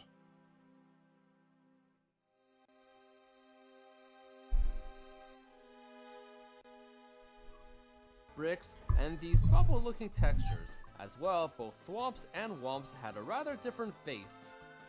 By 1996, the levels start to resemble the final games, with only some irregularities, such as the missing islands, a different placement of the pole, and as well these triangle platforms on the tower, which are in fact still in the data of the game.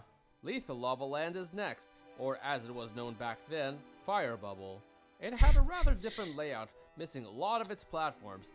In fact, right off the bat amongst the changes, the starting path begins on the right side, as opposed to the left. Next, the spinning bars had 3 rows instead of the easier 2 from the final game. As well, the bullies back then only had 1 spike on their head, rather than horns, and apparently the old 2D enemy Blarg was set to appear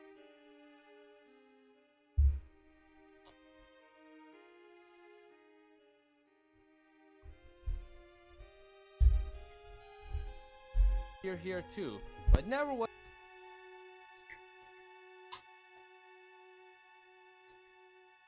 bat amongst the changes. The starting path begins on the right side, as opposed to the left. Next, the spinning bars had 3 rows instead of the easier 2 from the final game. As well, the bullies back then only had 1 spike on their head, rather than horns, and apparently the bullies back then only had 1 spike on their head, rather than horns, and apparently the old 2D enemy Blarg was set to appear here too, but never was finished to appear. On to Cool Mountain, back then called Snow Slider. While it can be a bit tough to get a true grasp of the level design from the available footage, what can be seen is radically different. First, we have the area where you meet the mother penguin, which by the way was clearly starved back then, and her child that Mario is about to yeet. The background shows us the step pyramid like structure, and to the left, a whole brick area, looking almost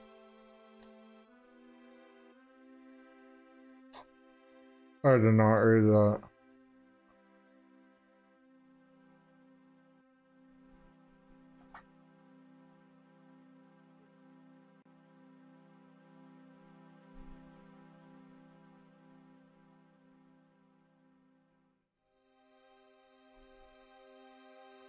So I could like break open this door, but that would be like stealing. You can like steal, you can do stuff like that.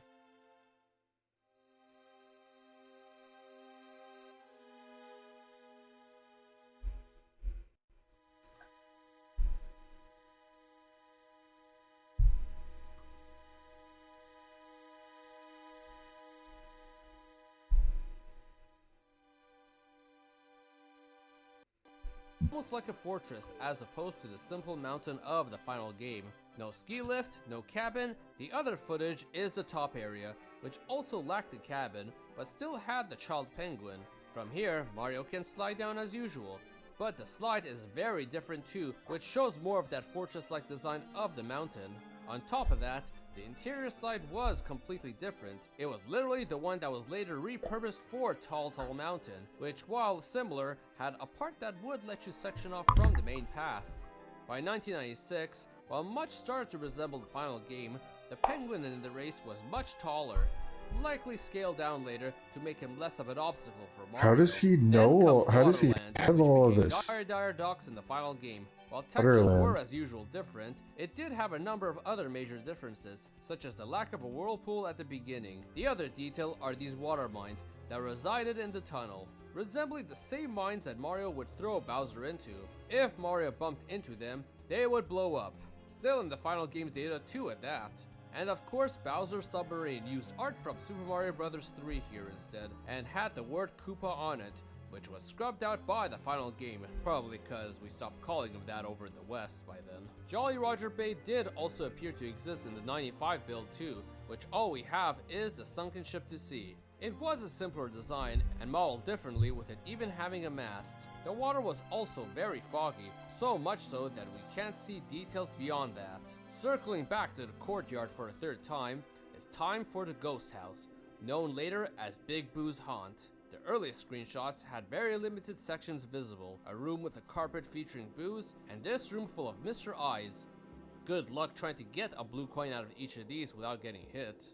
By 96, we start to see more of the mansion, which mostly resembled the final games. A notable change is the top floor featuring a painting of the yellow scaring Boo, as opposed to the final game's blue shy Boo. But a major element was also planned for this level: keys. Keys were planned to be used in the mansion and came in a variety of colors, all of which appear to be held by Boos, which upon defeat can be collected. Likely one was supposed to unlock doors in the mansion in at least our first run of it. I imagine they may have been removed for making the level overly complicated in what was already a more complex level.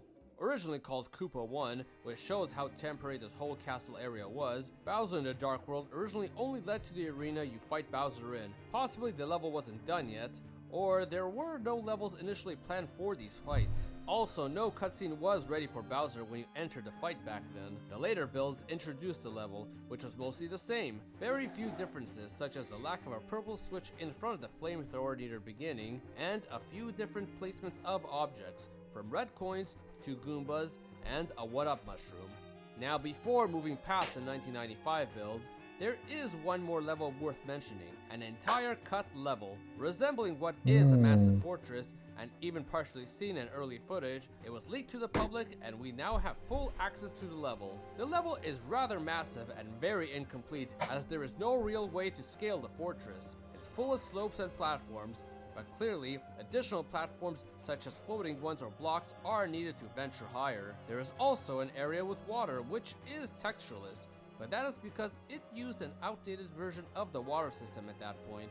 At the very top is a blue platform. This was to hold an obvious star to collect, which by the way, stars early on were 2D, as opposed to the full 3D models of the final game. The same star can later be found in the game start menu, but in silver. And if you've been enjoying this video, give it a like and subscribe to support us and keep creating new videos.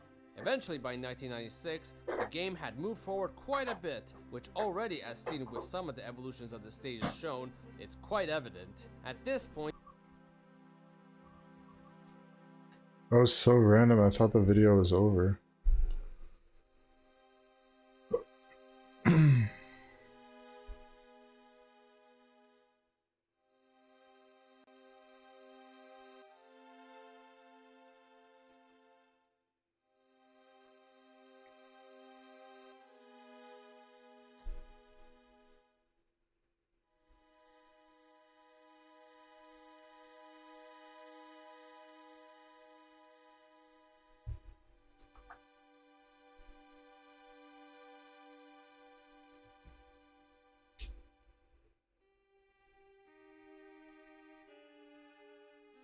is when we see the iconic stage, Bob-omb Battlefield. While it generally does resemble the final games, one major aspect seen in the distance is a major spike at the top. Might have been in place of the flagpole from the final game, but it was quite large as seen when fighting King Bob-omb. It's likely where Koopa the Quick would point to for the race. Speaking of which, Koopa the Quick originally walked around more like a regular Koopa, rather than being stationary like in the final game. The other major difference comes in the placement of the floating island, which was much higher up and above the Chain Chomp, likely moved to make it easier to fly to. But aside from these, there are many little differences, and it mostly comes down to placement of various objects, or lack thereof, coins, NPCs, and fences. On to Hazy Maze Cave, which had a few differences here and there. Right off the bat, the maps that showed your location were missing, which could definitely make it harder in this maze. The scuttlebugs also had a different design, looking a lot angrier and without their tie-dye bodies. As well, the lift platforms had a simpler design. The metal cap room also had grittier textures, which I think fits the theme of the metal cap so much more. However, an interesting bit is that the boulders that would normally damage Mario were intended to break apart originally. The chunks of broken boulders are found in the data of the game in fact, and did eventually make it into Super Mario 64 DS for when Wario smashes right into them. Shifting Sandland had a number of small differences, such as the usual missing or different locations for various objects, such as the pillar being slightly closer to the pyramid. The odd one is the big toy box, which normally followed the pathway on top of the quicksand, but apparently it could go off rails at one point.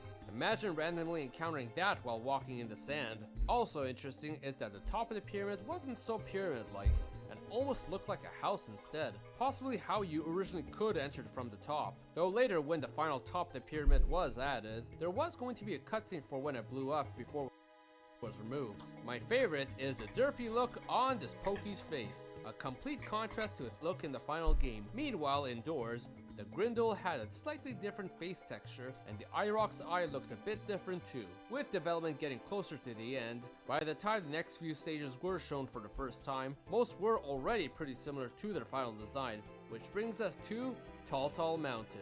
As per tradition, it has some objects missing or arranged differently, such as the missing fly guy, as well as the platform holding the rolling log being flat as opposed to being sloped, which could have made things easier here. Aside from these, the slide from the 1995 Cool Cool Mountain was finally introduced here, and the extra pathway it had was gone at this point.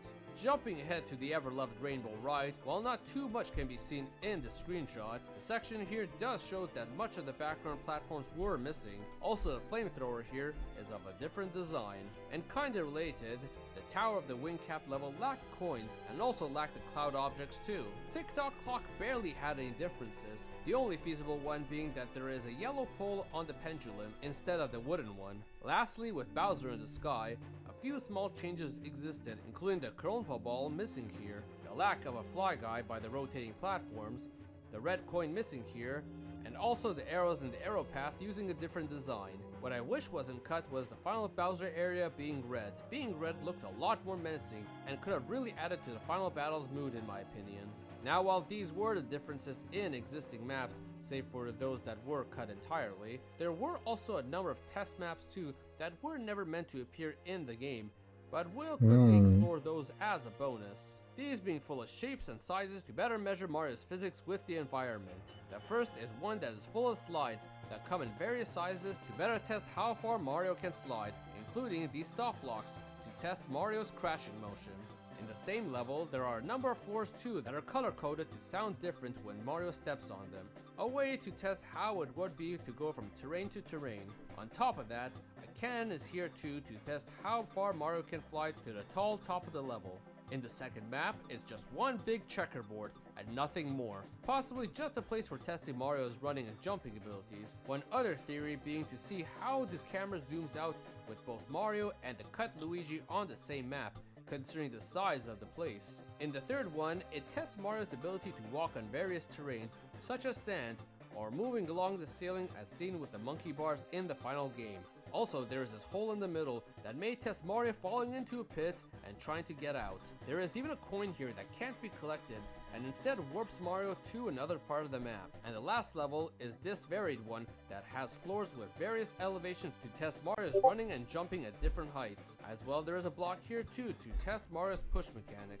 But all in all, while these test maps may seem simple and not very eventful, these levels were quite possibly put through the ringer in order to get Mario's physics to be what we know and love today. And so through a couple of years of development, the many levels of Super Mario 64 changed and evolved into the set that have grown memorable in our minds. Many of these are still rather fascinating with their intense differences, such as Cool Mountain, but even then, the evolutions of these levels only made them more complex and interesting into what we got for the final game. While I would have absolutely loved to have seen the Big Fortress level, seeing and experiencing its existence at all after all these years made me ecstatic and inspired me to originally make the old beta maps video and once again return and make a much meatier video out of it. But while these were the maps of Super Mario 64 that we know of, there could still be more details and maps we never saw during the beta stage, and if any of these find their way into the wild, I'll definitely plan to cover them, so hit the subscribe button for I'll plan to be back with more Mario and other games cut content soon. Hit the like button and comment below on what beta map was your favorite. So everyone, thank you for watching!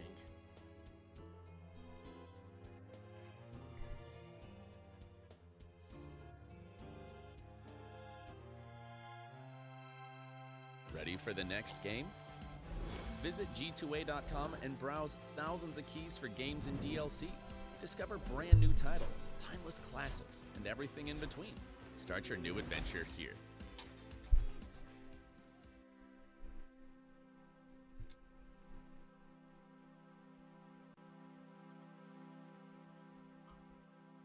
Behold! Disney Plus, Hulu, and Max. This is so cool.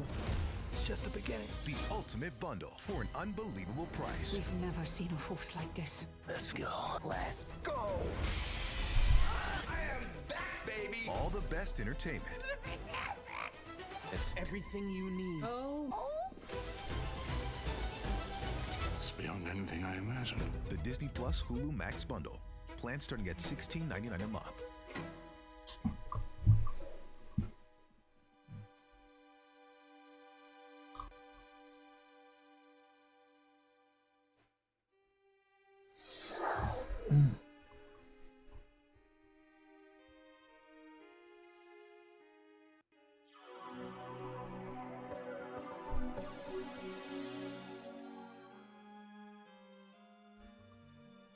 Welcome to Survive or Thrive, a brand new series where we see what would happen if you were permanently transported into a video game. We'll analyze 8 different aspects of the game's world and rate them on a scale of 1 to 5. At the end, we'll add them all up.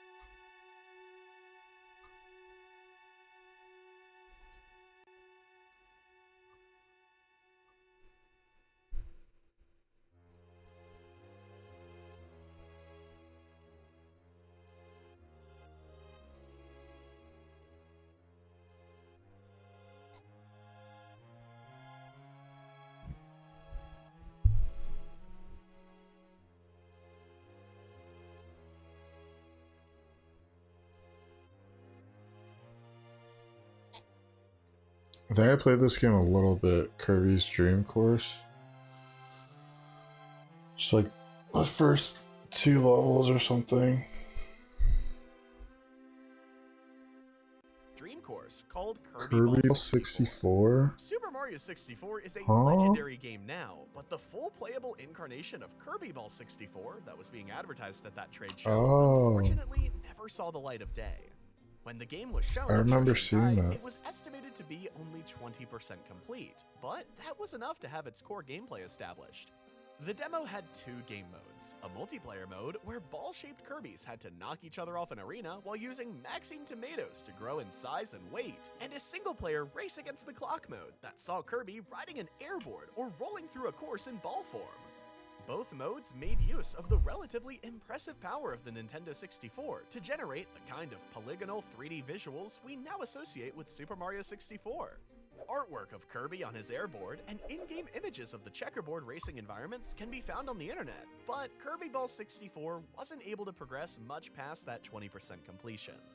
That project was scrapped, but the concepts that were developed for it were used in 2 separate games. The first was Kirby's Air Ride, a GameCube game released in 2003, which made use of the airboard racing mechanics. And the second was the much more recent Kirby's Dream Buffet, which uses the Marble Madness style Rolly Kirby gameplay, as well as the competitive bumping and eating mechanics. Kirby Family. Nintendo has a history of creating wacky peripherals that come out of left field. Just take a look at the Game Boy camera and printer. In the early 2000s, there was another Game Boy compatible device, and you would probably never see this one coming, let alone want to buy one. It was called the JN100 sewing machine, and it was designed to be hooked up to a Game Boy Color in order to have designs transferred over that the machine would then sew into material for you. The strange device was shown at Nintendo Space World 2001 with Mario Family pattern software developed by Natsume, but there was also a Kirby Family version of the pattern software also in development. It would have contained 32 unique patterns inspired by Kirby 64, the Crystal Shards, and featured characters like Kirby, Waddle Dee, Ribbon, King Dedede, Cha-Cha, and more.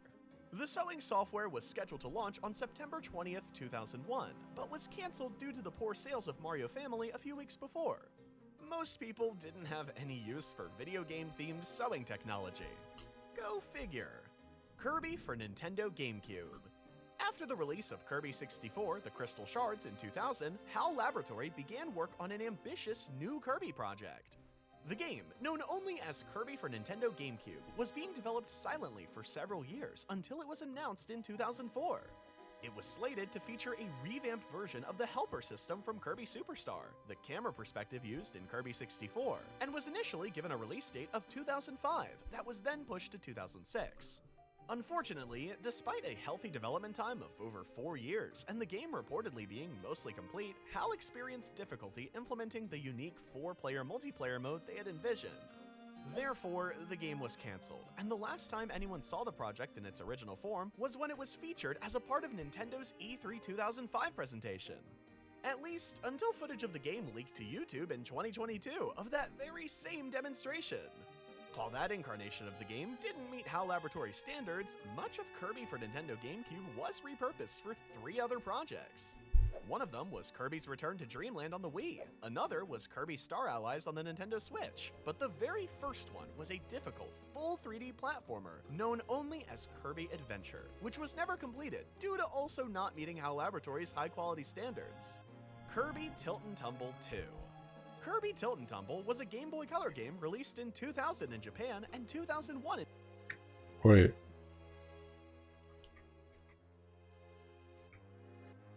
Didn't meet HAL Did it say Laboratory 3D standards. platformer? Kirby for Nintendo GameCube was repurposed for 3 other projects. One of them was Kirby's Return to Dreamland on the Wii, another was Kirby Star Allies on the Nintendo Switch, but the very first one was a difficult, full 3D platformer known only as Kirby Adventure, which was never completed due to also not meeting HAL Laboratory's high-quality standards. 3D Kirby platformer. Tilt and Tumble 2. Kirby Tilt and Tumble was a Game Boy Color game released in 2000 in Japan and 2001 in North America, and it was a unique title for a number of reasons. Instead of the typical side-scrolling Kirby gameplay, Tilt and Tumble featured top-down gameplay, where players would roll Kirby like a ball through environments. How did they manage the rolling mechanic? Every game cartridge included a tilt sensor that was used to sense the direction and severity of tilts to play the game. In addition to tilt, players could They thought that would be so fun, but it sounds so annoying. also have an effect on the other creatures in the environment. Tilt and Tumble was definitely an interesting game, and the goal for its sequel was to up the ante in an interesting way. Kirby's Tilt and Tumble 2 was planned to use the Nintendo GameCube and Game Boy Advance at the same time.